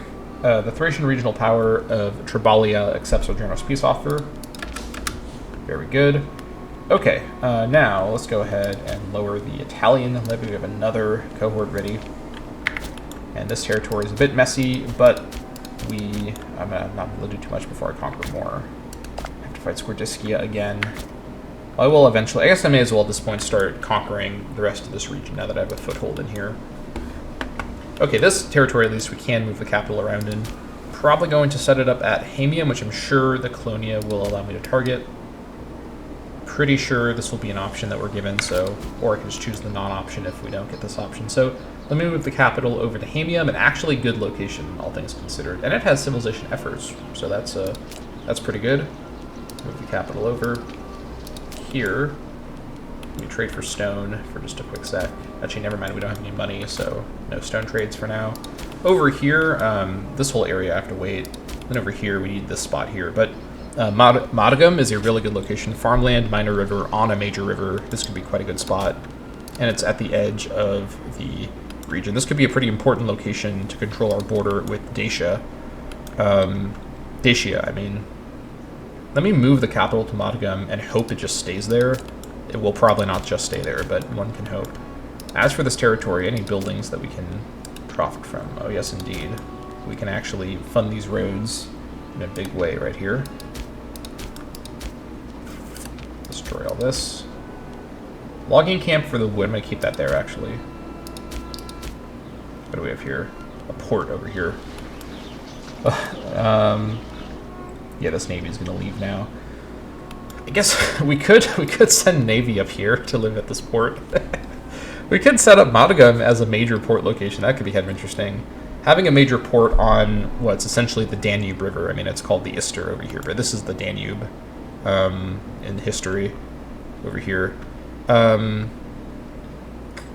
a terrible idea, although there's probably better spots than that one, so maybe not. Let me just destroy the port and trade for... Actually, I'm not going to get the fort set up yet, because I want to build the roads with the money that I have, so that's fine. Okay, good. You guys can keep building. Get our fleets back. Alright, the important part is we can now do northern sweep once we're allowed to. So we just need to get this next episode. We can then immediately get foothold in Illyria, northern sweep, Ionian coast, and then this one as well we can get immediately.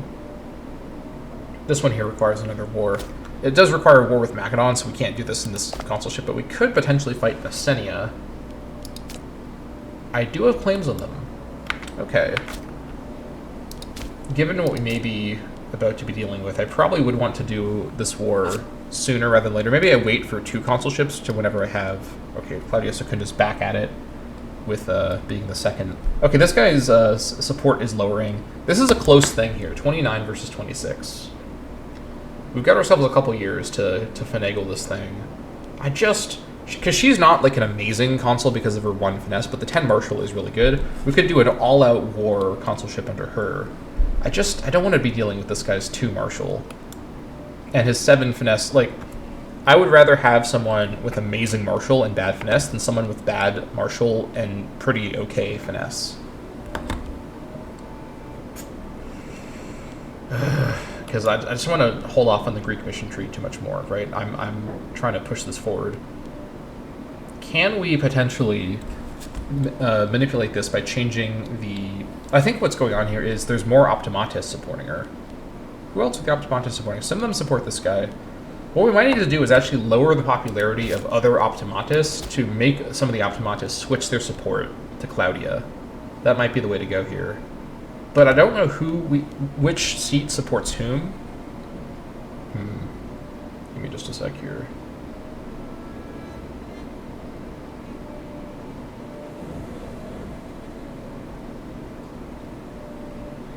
Alright. Romans can wait. I'm trying to make the Optimatus win the consular election of 495. It's much more important. Alright, how deep are we going to go here in this rabbit hole? I'm prepared to dive into the center of the earth if it gets me away from this goddamn guy. That's my next guy. Ugh. What else can we do here? So she's in the Claudii family. Actually, I'm in the Claudii family right now, aren't I? I wonder if there's something I can do with that. Possibly. Possibly. Can I lower my own my own popularity? Actually, I don't think anyone's supporting him because he's already the consul. I don't think this UI can give me enough information to make this happen. It's trending in the right direction, so maybe, given time, this guy will lose enough support. The concern as well is if I lower the popularity of other candidates, who I have to guess who they are because this game doesn't tell me, it may lead to support of this guy. But I could do that. I could lower the popularity of Russus, which would also probably improve his loyalty, oddly enough. Because smearing reputation doesn't have a loyalty penalty, which is ridiculous, but it does have a tyranny penalty. Bonnie wouldn't like this, but this may switch around the support. But now we're talking about sort of second level of like removed support manipulation, which I have no way to predict. I don't have the information to do this action accurately, and it's expensive, so I think we just wait. Let me spend my tyranny, though, on getting rid of this Hills city. There's a livestock tile. We can make this a farm. That's going to be fine. And then once we have enough tyranny room, we'll also get rid of Stratus, and I think we're good, finally, on the city revocation stuff. All right.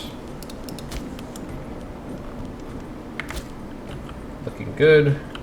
Egyptians are sailing around. I don't like this at all. I do not like this at all. Egypt needs to stay in their side of Africa and not come into my territory. My territory to be, I should say. My betrothed territory. It's not real yet, but it will be someday. Okay, so we've already got a route like this. Let me head back up to Autominium and keep roading around up here. I need to get a road set up to Clusium. Yes, indeed. Oh, Quintus Fabius Gotius was killed in a freak accident at the age of 71. He was the head of the Fabii family and the husband of the co-consul of Rome. That is a shame. Gotius was an important character in our history. He did some great stuff, and he served the state well, so we show our respects to Gotius. Rest in peace, my goateed friend. Don't know if this will affect our current politics too much, but it may to some extent. We shall see. I guess as the Optimatus gain more control, maybe more will support her. So I could try to lower the control of non-Optimatus. This is the last-ditch effort. But she is the Optimatus apparently preferred candidate, and I'd be happy with her because then I could have a good martial character for next consulship. So I think we initiate Operation Restore the Optimatus to power here. What's going to define this? Higher Senate influence. Can we improve our own Senate influence in some form or another? This is getting into deep Republic math. Senate influence. Base power, or power base rather. While we have the levy raised, doesn't our power base increase? Is that true? I don't remember if that's true or not. Perhaps raising the levy will do something for that. Perhaps. Lowering the power base of non-Optimatus would certainly do something. Which means, potentially, I hate to say this, potentially having... this guy's an Optimatus too, actually, so never mind. We are in the clear. Whew. Dodged a bullet there. Did not want to have to deal with that governorship again.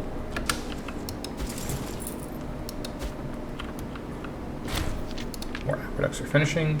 It's the last one. Now we save our money. Although we're not going to have a Bonnie consulship next, sort of no matter what we do, probably. So I'll save the money, though, for roads. How much room do we have now? 112? Very good. Actually, you know what I need to save my resources for? I need to upgrade this to a metropolis. I think someone left a comment about how good metropolis would be for Roma, and I agree. Well, let me save the PI for this, at least, if not the money. I'm spending the money on roads right now. Alright, let's head over to Clusium, and then from Clusium, head to Kose. That should be fine.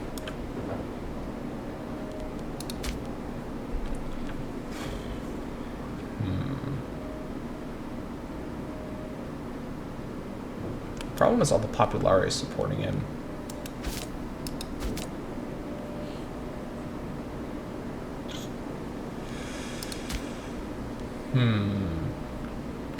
Oh, hold on, wait. Another shift has just happened.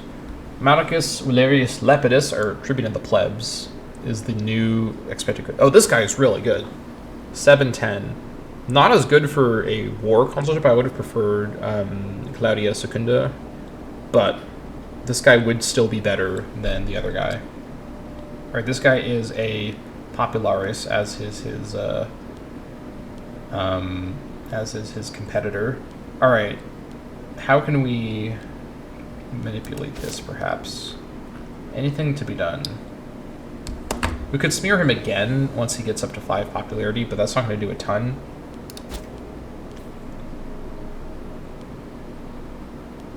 We could just get a Claudii character, because the ruling family currently is the Claudii.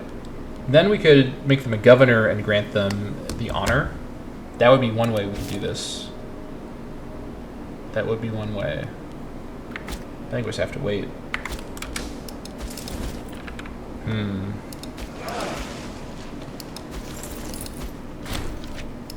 Our fortress is done up here. Very nice.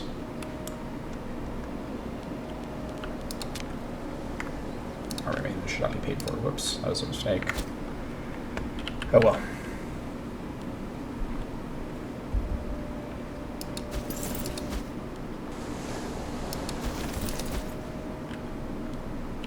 Good.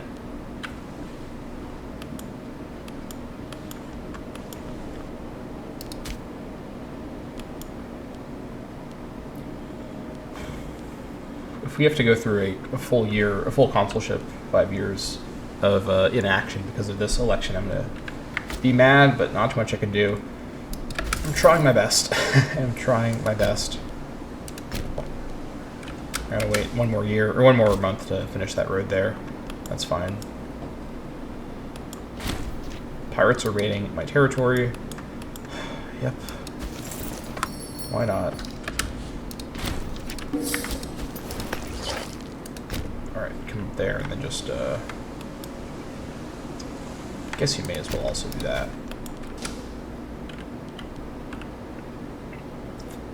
Campania may need to be attended to. Actually, this is okay for now. War exhaustion's back down to 0. Just need our stability to climb up, but we're working on that.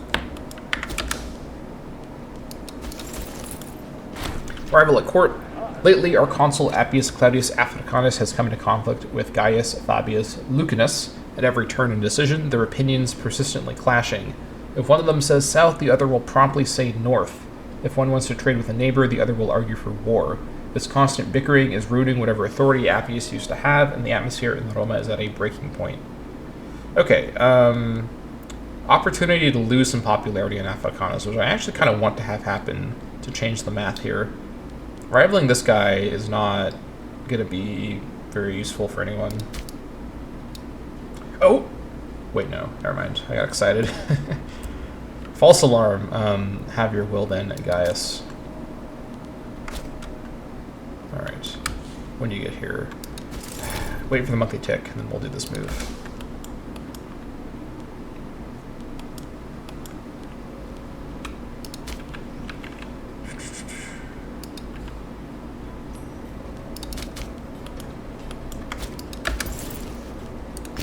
Alright, and then do that.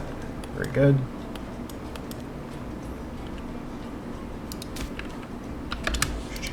Shouldn't I? Harsh treatment, I totally forgot about that. Yikes, this is pretty bad even with harsh treatment. Ugh. Alright, come back to that later.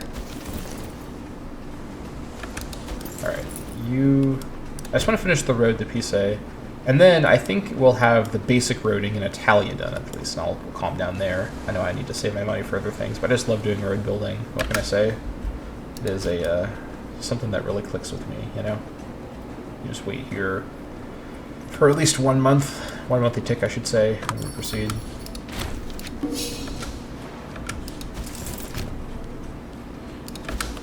Just one tile at a time. Probably want to connect Pisa to Clusium, probably through here, although we'll see if it's faster by the roads that we already have. Ptolemaics, Don't do anything funny here. Alright, collapse of the Thysigataean. News has reached us by word of mouth that the once powerful Thysigataean have fallen into internal bickering, strife, and wanton power struggles. Numerous local chieftains have arisen from the ashes of the crisis, perhaps affording an opportunity to their watchful neighbors. The Thysigataean still retain a nominal leadership of some of the disparate clans, desperately clinging to their laughable hegemony. Barbarians. Alright. Sucks for them, I guess.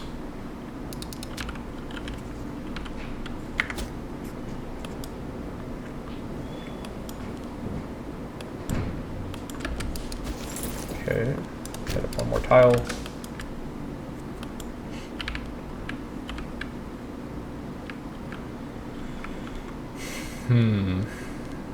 The Nile raid may not be able to be held off for as long as I was hoping. I really need to hurt the Ptolemaics in a big way.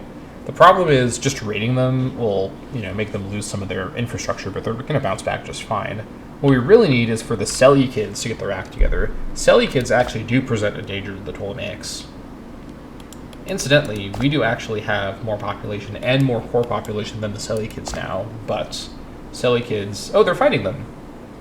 I spoke too soon. Alright, Seleucids, good job. You are actually doing the right thing here. Alright. Hopefully... Okay, this is actually good. This is actually good, because the Seleucids are attacking them while the Ptolemaics have their army on the other side of the area. So this is actually potentially a really good time for this war. Can we support these guys in any way that we can? Not really, but we can support them with morale support from afar. That'll have to do for now, but you got this, Seleucids. I believe in you. You can bounce back. I know that this campaign you've not done too well, but you're a big empire in this time period. Ooh, Judea's getting kicked around by Yamnat. Not so good. Let's see what happens to them. But may not need their help if Seleucids manage to script the Ptolemaics. Also, if this is a successor state war, they may get the instant provincial occupations from that mechanic. I guess we'll see what happens. Keep an eye on that area, though. You guys need to wait one tick, unfortunately, just to get one more gold. But now, we can go up and grab to there, to Pise, and then from Pise, we'll see. A loyal subject. Our ruler's efforts to influence Fabia Secunda are well underway. In a jovial mood, Fabia Secunda approached Consul Appius, suggesting that a formal declaration of her loyalty and commitment to the Senate would be a fine way of showing our appreciation. We remain unconvinced this is a politically sensible move. Ooh, 10 stability right now is out of the question. 5 stability positive, though, is very good. 10 less loyalty on our Praetor. That will be just fine. Thank you.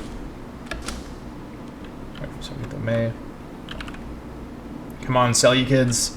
You got this. Kick these guys. Oh, actually, the Egyptians do have forces here. That's not so good. Alright, now that we've done this, let's wait for the tick and then see... Okay, yeah, from here to Clusium is already faster like this, so that's good.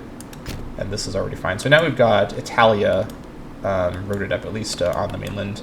I guess let's go ahead and head back down to Ostia and board the ships and just go over and finish this road here. And then I may want to do migration roading. I probably should finish that up. Yeah, I probably should finish the roads I've started, at the very least. Alright, come on, Seleucids. Come on. I know you're fighting everyone, but you've also got everyone in the fight, too. So this is a giant world war happening over here. I believe in you. You can do this. Alright. Bring these guys over here. We'll just finish the road from the south. That's fine. It's faster to disembark like that. Come on, Seleucids. If I could sell my army to the Seleucids to help out in the war, I would. That's not an option that I have. Also, with the PI that I have, could do a holy site pretty soon. Could do that. Nope, not that. Here it is. 300 gold, though. That may be a big ask while we're doing road building. Or use the PI on this next month. I think we use it on Divine Sacrifice. I think I need to get my stability up ASAP. Don't stay in the storm, please. Alright. Now, you guys head back to Ostia. Actually, no, stay here for now. You guys road up to here. Nope, not like that. Road up to here.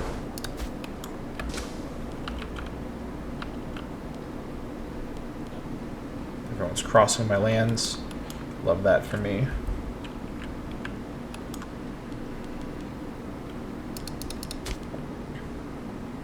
Come on.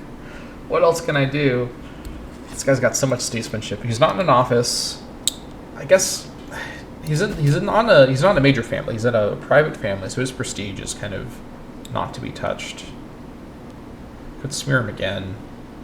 It's just not worth all the tyranny. Really just doesn't feel worth it. But I guess, hold on, can I get a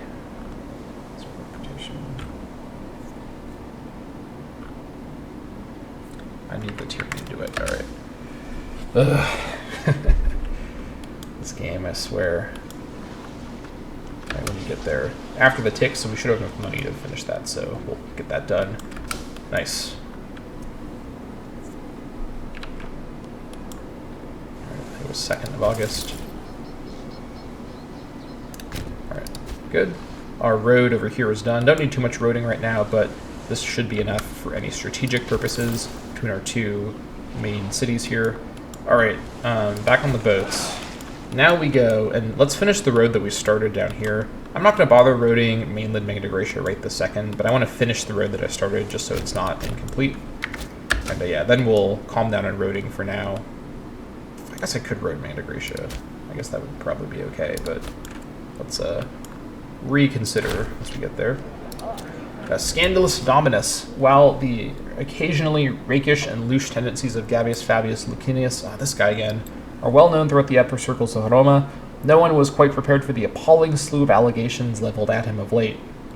There were growing rumors of terrible indecencies perpetuated on slaves at debauched gatherings honoring Bacchus, where Gaius and his lewd entourage exhibit and debase their latest acquisitions from the Emporia of Ostia.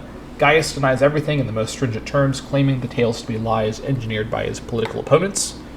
The gossip is backed by several witnesses who claim to have been besmirched by Gaius personally. Slaves and virtuous citizens across Latium are demanding government-sanctioned justice to deter these excesses, and we can no longer ignore the situation. I don't want to spend this money. Are you kidding me? Token inquiry would probably be fine. This guy's popularity doesn't really matter as far as I can tell. Let's just do a token inquiry. I don't want to have the slaves be upset for 10 years. That's pretty bad for stability. So token inquiry should be sufficient. Just don't cause me problems, please. All right. Let's... nope. Actually, stay here, actually. Actually, no, go over to Katana. You, though, I was trying to select you. You head over here to Agrigentum. While roading, that's the important part. Oh, I have to wait, actually. All right, wait a few days, and then get to roading. Should be fine.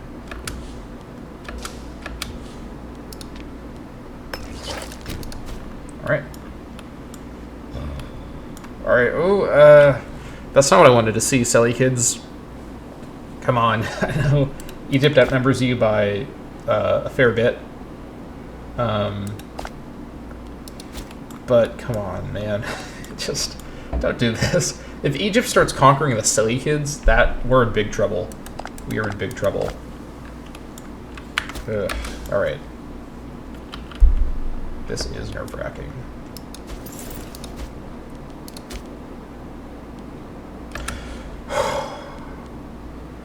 There it is.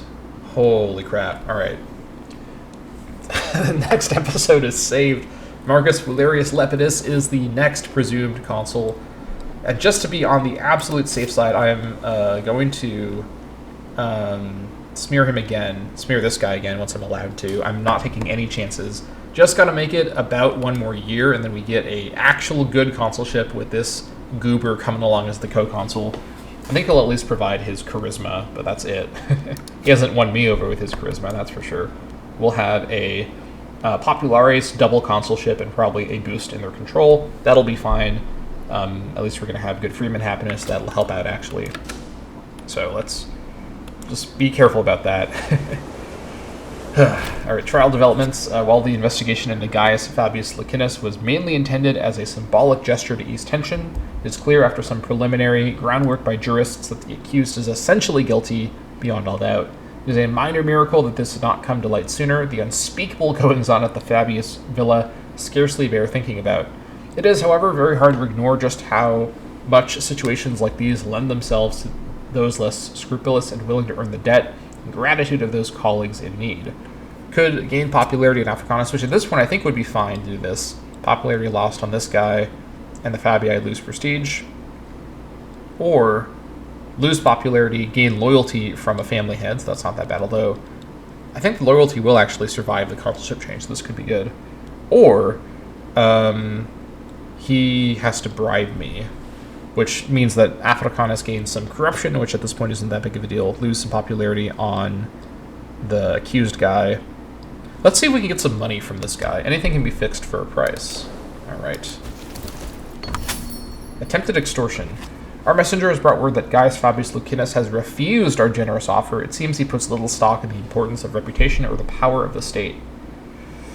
Automatic rivaling and PI loss. That is very bad. I was about to just do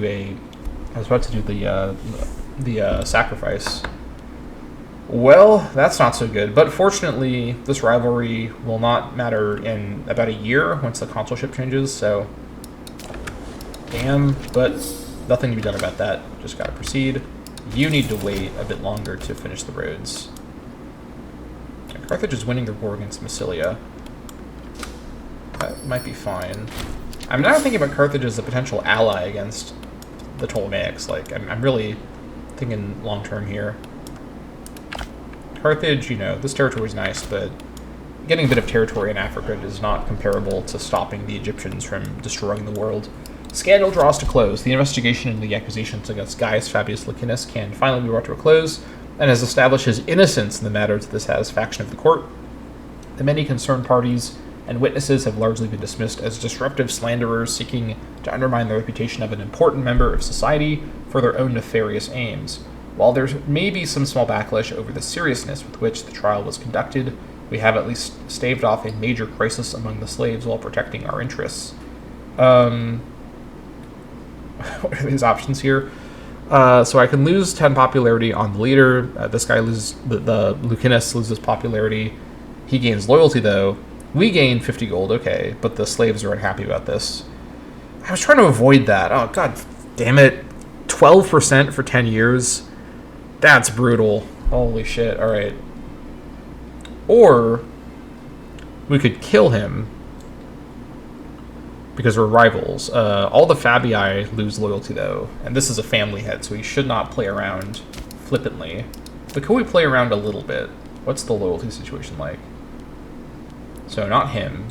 47, 52, 48, 58, 48, 48, 63, 53. Ooh, Governor of Macedonia. That would go down to 33. Don't like that so much. 48. 46. 63. This family's so huge. 43. This guy's a kid. This guy's a kid, so, or this girl's a kid, so I don't care about them. But the governor of Macedonia may need to get bribed. But aside from that, what this would do, although nationals doesn't happen as much, 12%, that's going to matter more in terms of keeping our stability up, or our, not stability of the resource, but stability of the situation, because this will include all of the non-integrated citizens. So a small fine is all he deserves. It's so painful. That's brutal. Oh my god, alright. You get back to work on this. Get this thing over and done with. AE at least is declining at a relative pace. That's good. Now please, please don't screw me over here with the tick. I'm gonna smear this guy. I'm not taking any chances. This guy cannot be the consul. I put so much, I've invested so much into holding this guy back from the chair. He can be the co-consul, that's fine, but not the main consul. Very, very important. Alright. Popularity is staying at 0. I don't care if I'm paying a lot of tyranny for not that much popularity. It's staying at 0 as much as I can help it. Please, no shenanigans. That is my greatest and only request.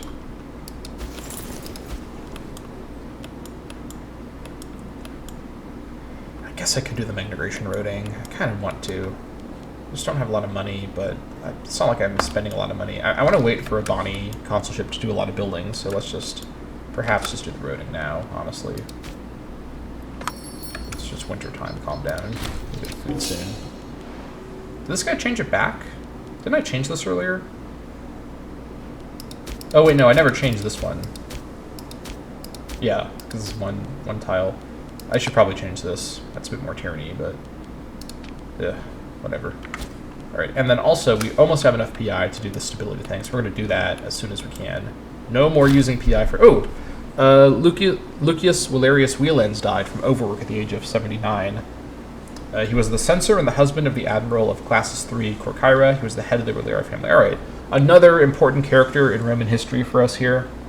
Former consul, major player in the Popularis faction. So even though at the minute I'm not particularly supportive of the Popularis, we do respect his contributions to the state. Rest in peace, Wielands.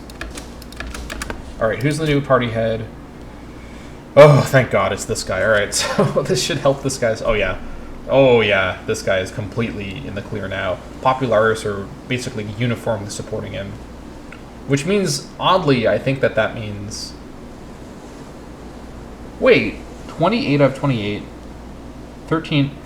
Is this not a vote? What the hell is this? How can there be 13 Popularis who support this guy and this guy? I guess technically what's going on here is because they're supporting them each for the 2 consulship positions, and the one with the more support, just by game mechanic terms, counts as the primary consul, but this is technically 2 different elections, even though it essentially is one election for primary consulship. So okay, so that's how that's happening. I didn't think about that before, but that is how that's happening. Either way, this guy, as the party leader, now has uniform support from his party, with all the Popularis. So we've got Lepidus coming in next consulship. That is going to work just fine. 7 Marshal is a little on the low side for a war consulship, but the 10 Finesse is great. And with this Marshal, I am comfortable going to war with Makedon once again to get the mission tree advanced. I'm not going to do any major wars. This is going to be more like a minor war, but that will be fine. That will be fine. All right. Also, we need a new censor. This is going to be pretty important. Valeria Prima would probably be just fine for this. She is young and promising, so let's put her in and get her statesmanship built up. Ambitious, don't like that. Nefarious tendencies, don't like that, but she will do for now. We need some young characters building statesmanship in our nation. That is a sure thing. All right, you are going to not have enough to do it, so let's wait for monthly tick and get that finished.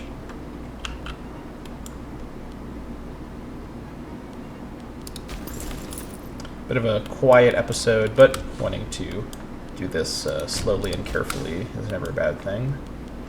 Yeah, you know what? I'm going to do the migration roading later. I need to save up money now for the next year. Okay.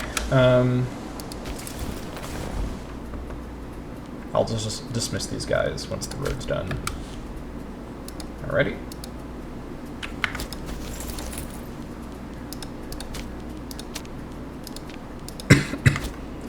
There we go. All right. Now, a few more months, then we can get our sacrifice going. That's going to be much needed after all this stuff we've been through.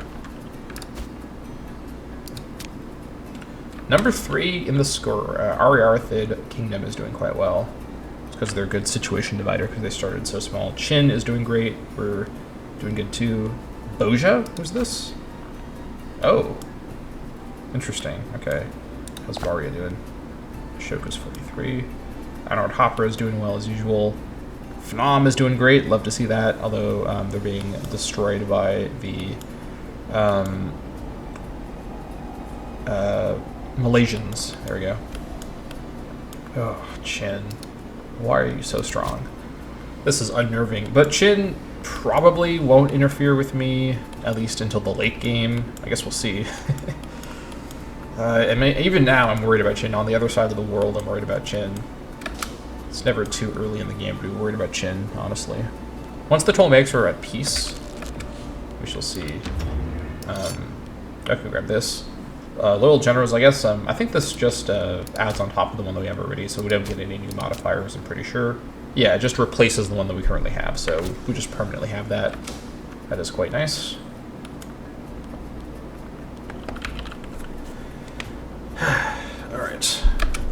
Untiring devotion. Fabia Tertia is cultivating quite the reputation as a woman of decency and honor. Such virtues give our citizens good reason to feel safe, secure, and stable. Splendid. 3 stability for free. I'll take that. And I'll soon be getting even more stability. It's going to be quite good. Okay, the Selly kids are bouncing back a little bit. They're still at war. That's good. Alright. Oh, one more month. Spoke too soon, but that's fine.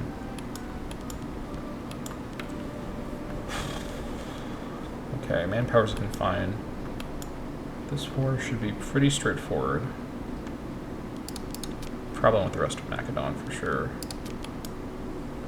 Macedonia, I should say, to be more accurate.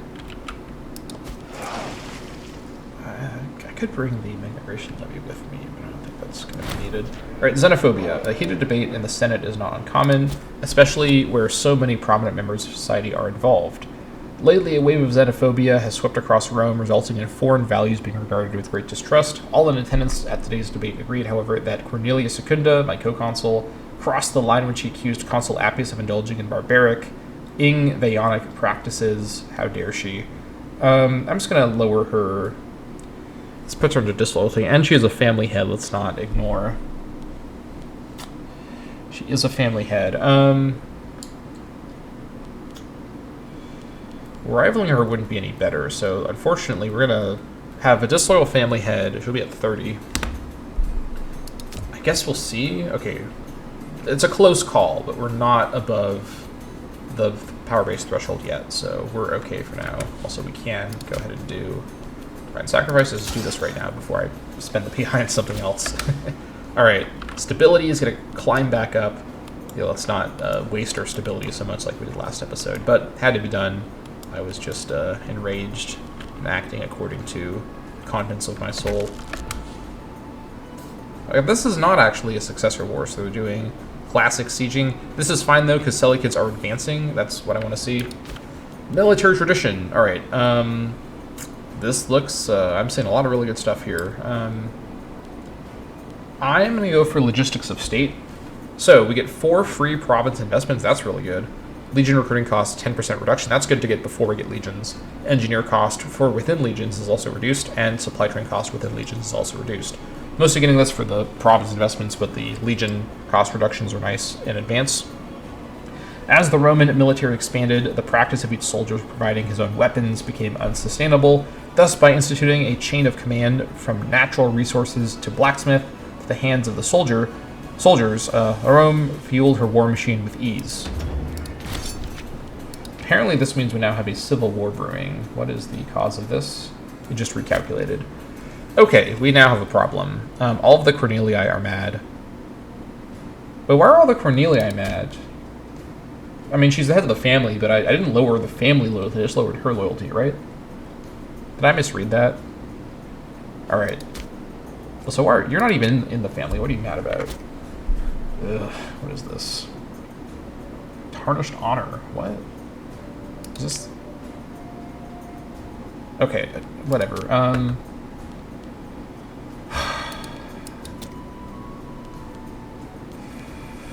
I got to at least get our governors back into loyalty. That is a priority.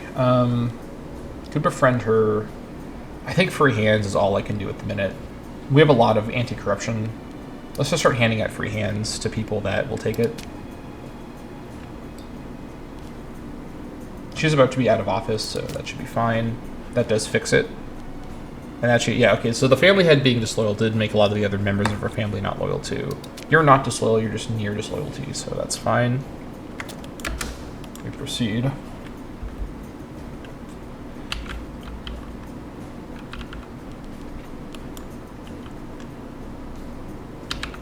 Save up the money.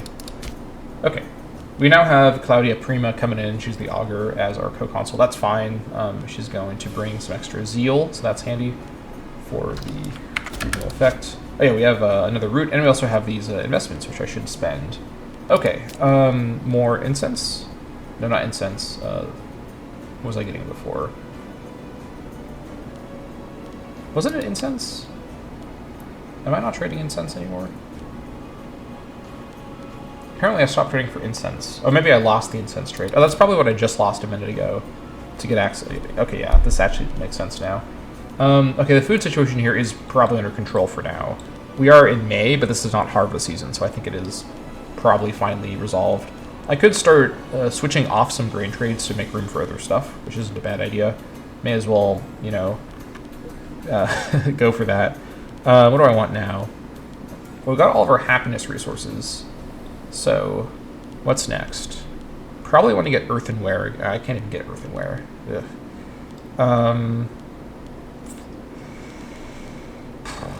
What do I want to get here? Could get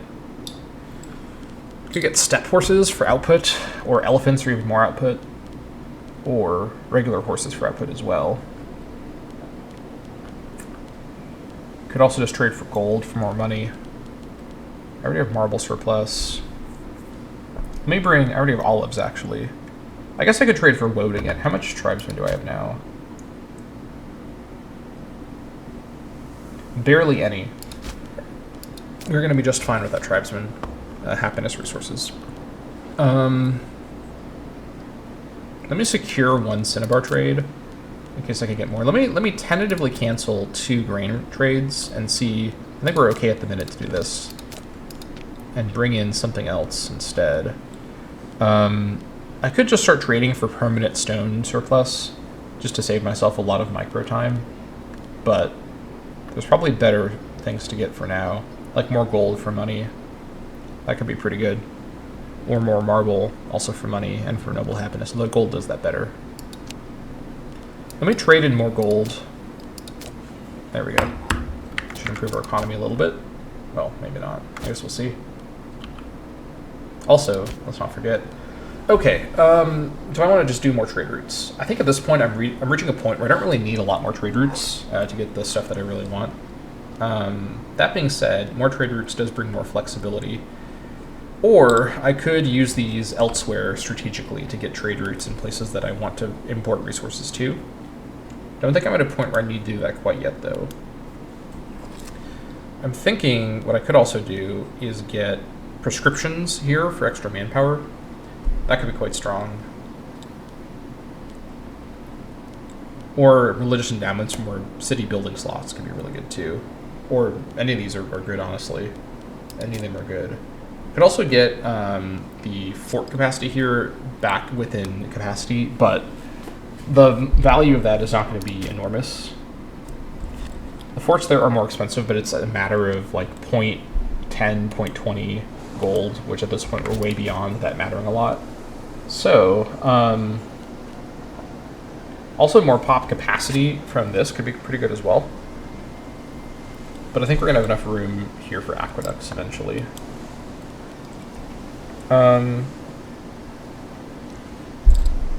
Let me just get more import routes. I know this is boring, but this is dependable as a strategy, so we just continue with that.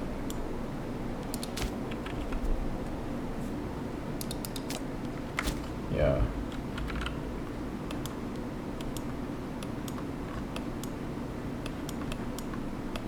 Okay, Seleucid's doing well. That's what I like to see. That is what I like to see.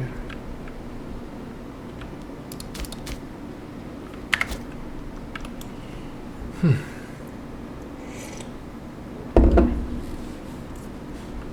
right. Again, sorry for a quiet episode, but we've been hard at work getting things under control. Leges Actionis, the recent work of deceased plebeian jurist Gnaeus Flavius, his Leges Actionis, or Actions in Law, is the first written account of the legal procedures of Rome. The importance of this work propelled him to the office of Tribune of the Plebs and garnered him wide popular support, a legacy which is now being celebrated by politicians like Decimus Valerius Brutus. All right. The full extent and interpretation of our laws has until now been a verbal tradition of our judiciary, and Flavius' attempts to codify parts of our legal procedure for a wider audience have not been wholly appreciated. Some patricians argue a public airing of our sacred laws by a plebeian no less threatens our national prerogative over government positions and the laws of Rome, while the populace welcome greater rights and participation for the plebs. Okay, so big decision here. can get approval from the populares, and 20 years of freeman happiness 4% and law cost change minus 20%. Okay, what's the alternative? Optimwatch is like this. 20 years of the same thing? Same modifier each time, okay. The approval of both is really high, so that doesn't matter so much. This one has other downsides. It costs tyranny, we lose popularity in Africanus, and loyalty on this guy. Let me just go over this. Transparency can only benefit our legal system. What I really care about is this Legis Actionis modifier. I guess that's because the book was published. 20 years of freeman happiness is amazing. Alright. Whoops. Looks good to me. Okay, next consulship we'll get started with that. Not at the very beginning, but we'll begin to do that near the start, I should say, technically. I also need to make this a city so I can build a port here. But for now, this is fine. And to build a fort here, I should say, as well, technically. Come back to that later. Alright, Ptolemaics, how are you doing? I think they're actually losing ground a bit in Fizan. I guess we'll see. But Seleucids are doing great. I don't even mind Seleucids coming back in here, even though that's not necessarily good for me. I just need Ptolemaics to, like, lose. That's my main concern. I think Seleucids did effectively attack them at a good time when they were distracted by Fizan. So this is maybe... Okay. Now I'm thinking about it. We all know what I'm thinking about. 7 Marshal probably isn't enough. I don't know who the next consuls after this would be. And this situation may not be quite so promising. But if the Egyptians aren't in the Nile area to respond to me, the marshal of the actual leader of the levies isn't necessarily what really matters. If I'm confident Ptolemaics are still fighting Fizan, and especially still fighting Seleucids, on either direction that's not in the Nile. What's the fort coverage like over here? Oh, baby, that is an unfortified core of cities. Holy crap. What's the population like? Ooh, these are big, sackable cities right here. That's what I'm seeing. We got the double pyramids. I called that out earlier. That's funny. If we were to declare war on Egypt, to take... I guess we'd even do it for Achaia, which we could get that in the wars. That could be quite nice. But the main point of the war would be to... I kind of want to do a alternate peace deal where I get more money from them, because they probably have a huge treasury. Well, we'll figure that out later. But although taking Achaia would mean it'd be easy to hold, because it's not fortified. That, okay, yeah. Then we get the war target right. Oh, I did not even... I just realized... We can, without actually planning to take this in the war, but I guess we could. So that way we could do the, if we don't take it, we could do the alternate peace deal. We get this. If we can just maintain, oh, okay. I'm noticing a problem with this plan. Fazan doesn't have any ships at all, and the Seleucids have no ships in the Mediterranean. I mean, presumably they don't. They could have technically sailed around, but I don't think they're using their ships. So we don't have naval supremacy at all. And this plan largely relies on having naval supremacy to do the raid correctly. These guys have many more ships than us. So remember, Egypt is a major naval power in this period, so this is accurate to the history. But I think our claim on this, given that's unfortified, we could basically get a completely free war target under our control that's 25 war score over the course of 25 months. Completely free if we have naval supremacy. I am spotting an opportunity here to do this raid, because the main danger with the raid is, 1, Egypt just beats us on land, and 2, we don't get enough war score fast enough to be able to get to white peace or get to a peace deal. But if they're still fighting Seleucids and Fizan, the problem is I just don't have the ships. But I could get the ships. There are pirate fleets. I could get a boost of naval strength really fast with pirate fleets. Nothing too heavy, but just numbers is what matters here. I currently, at the minute, have... hold on. This is the fastest. I have 68 ships, most of which are hexarrays. So we have a fairly heavy navy, all things considered. So if I'm trying to just match numbers, 113. Pulling out the calculator for this one, boys. All right, 113 minus 68. 45 ships. 45 is the difference. So, if I were to hire maybe, how many? I have 3 army capacity. I could hire 3 navies. That would definitely, and I'd be able to afford, because it's 100 per, no matter what their size, and then their cost is variable. But with my economy, I can pay for 3 navies, no problem, even on full naval maintenance, or at least I can probably mostly pay for it. So what I could do is hire 3 pirate navies, and basically go in with, in fact, let me look here. Who are the closest ones? All right, so these guys here, 32 strength. The 8 marshals not amazing. I just need to have one of the navies have amazing marshal. What are my current admirals at, marshal-wise? 11 marshal on you. 9 marshal on you. 9 marshal. We've got admirals right now. Arsinoe is getting pretty old, and she may die. Although she's healthy. What's her child like? 5-3. Ooh, if Arsinoe dies in the war, or right before the war, and Eurydice becomes the new pharaoh, 5 marshal is not gonna do much for Egypt, for their main levy and their modifiers, because she, let's see, she's not getting any marshal from her husband. Who are you married to? Oh, here we go. Yeah, marshal modifiers for Egypt are about to be really bad. This might be my best opportunity while Egypt is distracted on 2 different fronts in either direction, and I would be able to brute force my way into naval supremacy with pirates. This is a huge risk, though. I'm investing an enormous amount of my economy and just the campaign on this plan. And but then let's consider the reason to do this, right? First of all, we weaken Egypt by sacking all their cities, so that's one good reason to do it.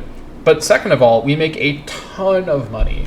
We make hundreds, if not thousands, of gold in sacks. Maybe not thousands, given how many cities are here, but at least hundreds of gold, possibly over 1,000 gold in sacking.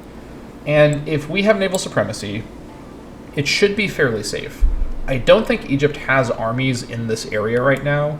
Their armies are probably entirely over in Fezzan, or they're over here. Although at the minute, they may not even have armies over here. They may just be in Fezzan, which means I guess they could be walking back through here, which could be a problem. Figuring out where the different armies are is going to be a pretty important priority here. Definitely so.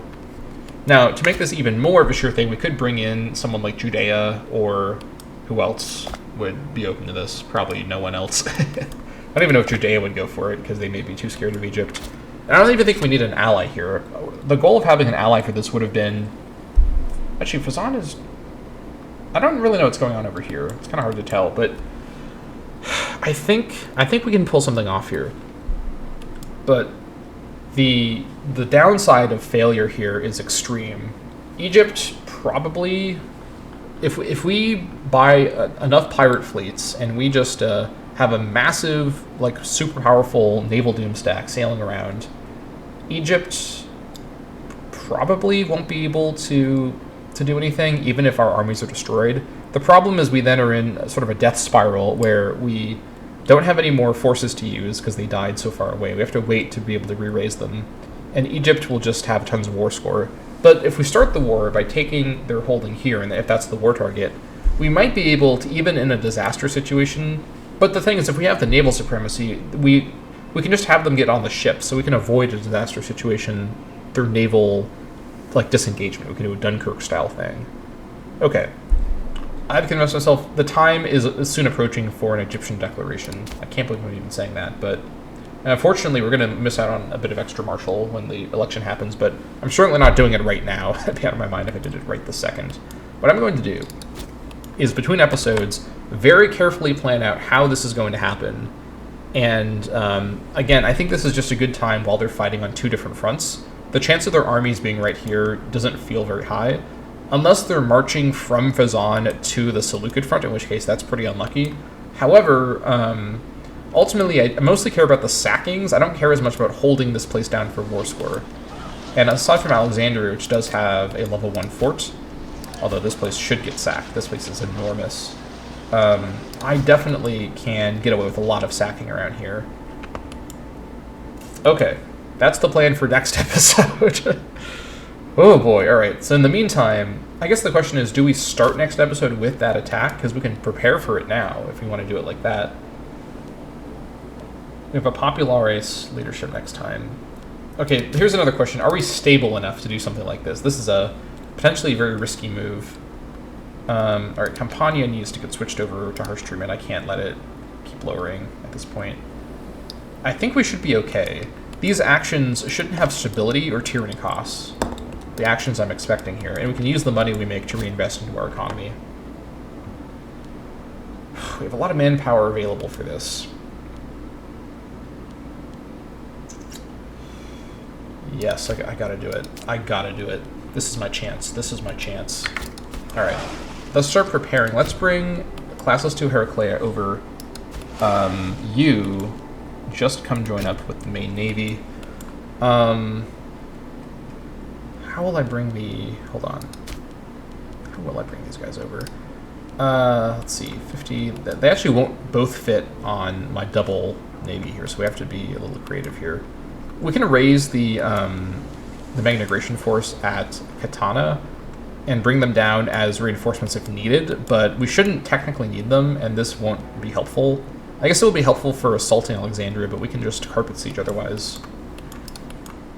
Alright, we'll raise them and hold them at Katana in reserve, just in case we need more forces. And then as for the pirate fleets, let's get them hired now. Let's get them hired now, okay.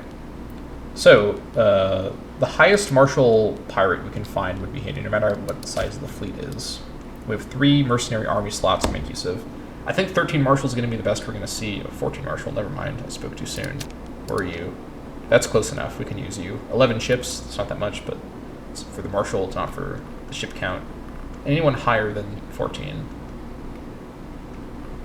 No one close enough, probably. You are way too far away. Alright. 14 marshal guy, let's find him again. Here we go. Okay.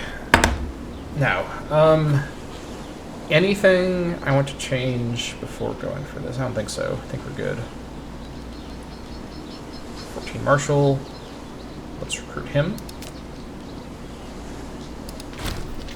Alright, he's black flagged, but we'll just bring him into our port. We'll have the pirates gather probably at Agrigentum, because that's the closest port, I think. Maybe Katana's a bit closer technically. We'll go to Katana, I guess. And then, who else? Now we're looking for numbers. So 32 ships, that looks pretty good. 37 ships is even better. Mostly Liburnians, but again, numbers is just all we really need here. We just need to... What I really would prefer to have happen is that the Egyptian Navy just doesn't engage my, like, pirate doomstack, my, like, combined navy, because our navy's larger.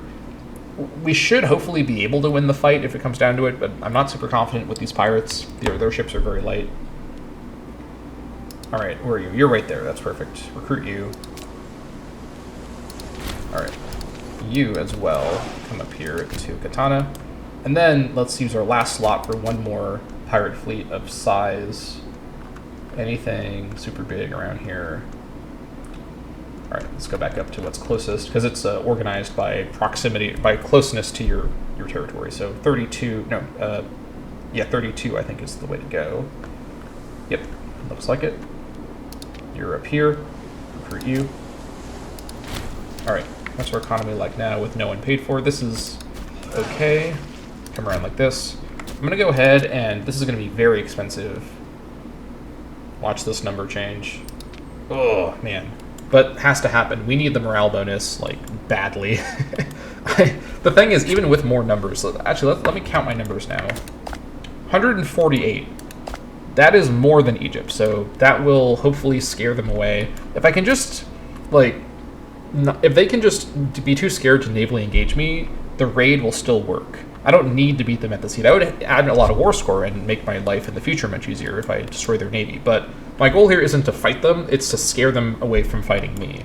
That's the plan with that. And then, I don't need to raise levy maintenance quite yet, I don't think. Yeah, let's do that on the yearly tick. So we proceed.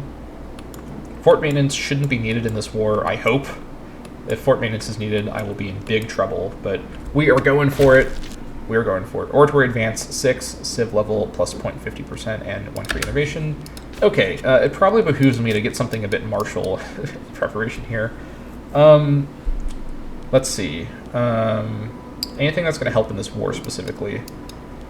Naval range probably would be good to get. I mean, it's not that big of a deal, but being able to get down here to some of this stuff would be good to get eventually. Well, let's see. It's of questionable use right this second. Import value would be worth quite a bit. Actually, improving our economy would help out the war most of all, honestly. Could wait and get triumphal coins, potentially. At the minute, it'd be a bit wasted. Could get 6% happiness from the Romans. That could be quite good. Or, you know what, actually, let's get maximum research efficiency. We've had full efficiency for quite a while here. Whereas wax tablets, scrolls, and even stone tablets have been common ways of storing information, the Romans developed the practice of binding information in codices, prolonging the life of stored information considerably. 20% increased research efficiency. We're already at that now, so that's nice. That's a big boost to our research right there. Okay. We proceed. And I think I should actually go ahead and raise my armies as well. I'm just going to raise the Mega Integration Levy and keep it here as a reserve. I guess, again, I could transport them with the pirates. I guess it doesn't hurt to have more land armies in the area. Yeah, I guess we may as well, because we're all going to move as a big group. Alright, same plan as before. You just split in half and start raising. We're going to go up to increased pay for this. Maybe we're not going to have economic problems. Our economy is actually really good right now, so maybe everything will be fine after all. You board. So you wait for now until everyone's here. The pirate fleet sailing around. Got to keep an eye on that. These guys could screw my plans up in a big way. These guys are black flags, so they shouldn't be attacked though on the way in. So this should be fine. Yeah, they can move through safely. That's a relief. All right, let's get these guys boarded up. Here we go. This fleet will probably not sail on the coast, and this is really bad timing for this pirate fleet to be sailing by, but let's see what we can do here. Down we come. Election soon. Yep, I know. I'm aware. Can I move both of them? Whoops. All right.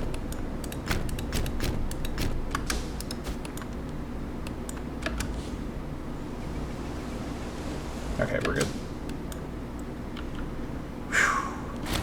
Marcus Valerius Corvinus died. Heart stopped after setting a comet at the age of 76. He was the head of the Valerii family. Alright, that is a shame. Shouldn't affect the situation here too much, though. These guys are just recovering their morale and whatnot, so we'll get everyone here and then set up together on the boats. Okay, this is looking good. Commercial Ventures and Latium. Yep, that's good. Okay, we're about to have some food problems, so this is something I should probably start attending to. We're gonna switch all of our grain trades. Actually, a lot of our trade is coming from Egypt, so yeah, let's start trying to fix this preemptively. Start switching away the grain trades from Egypt.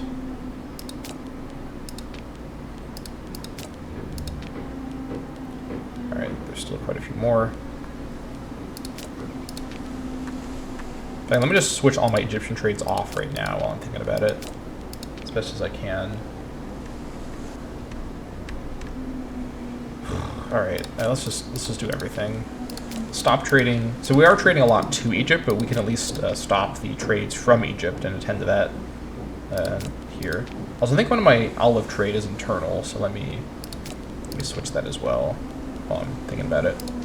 Switch over to the Iberians. That's fine. Livestock trade as well. All right, now let's reestablish everything. So livestock trades, trade not with Egypt, but with other people.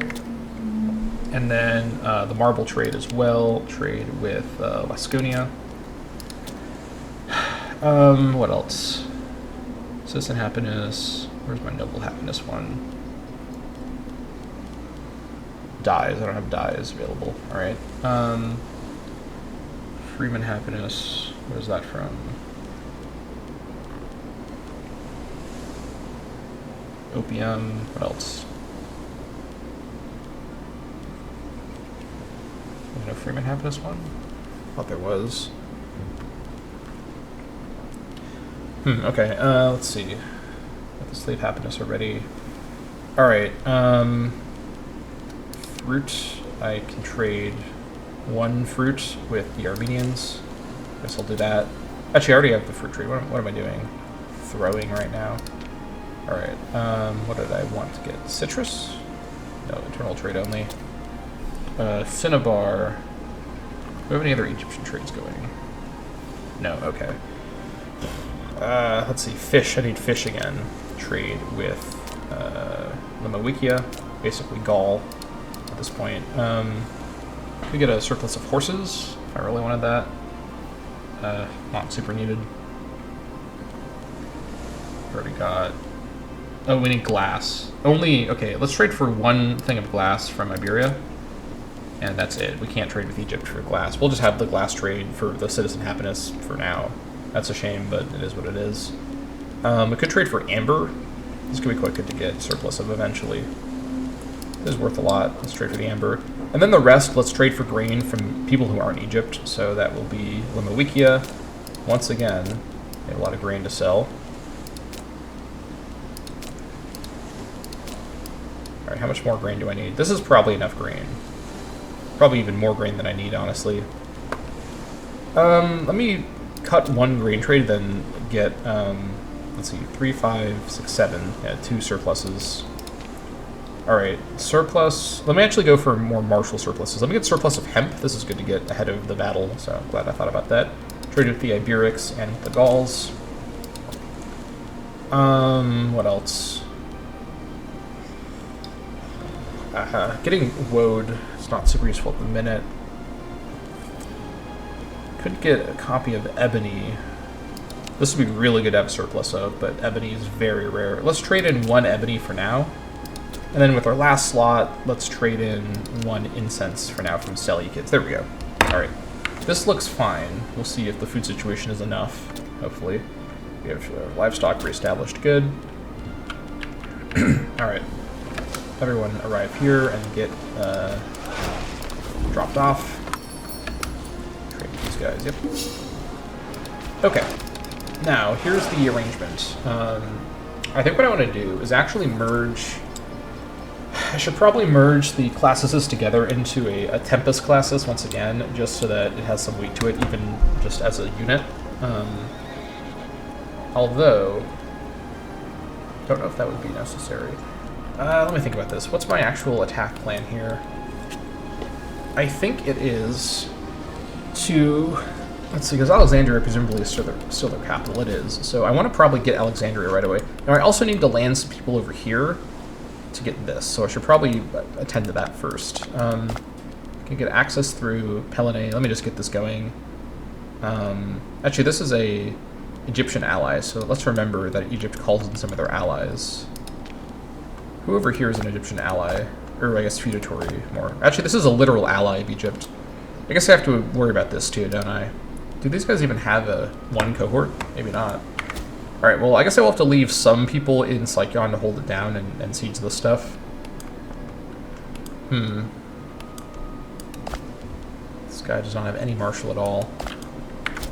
This shouldn't really involve much danger, so I think what I do is I will...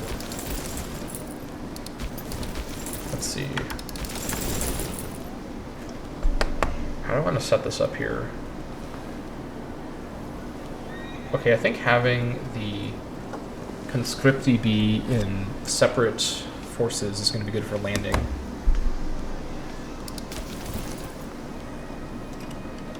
But first, let me get the navy set up here. So let me merge the classi together. I think this is probably the safest bet here, just to be on the safe side.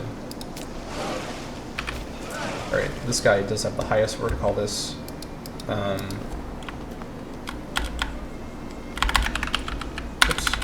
Caps lock.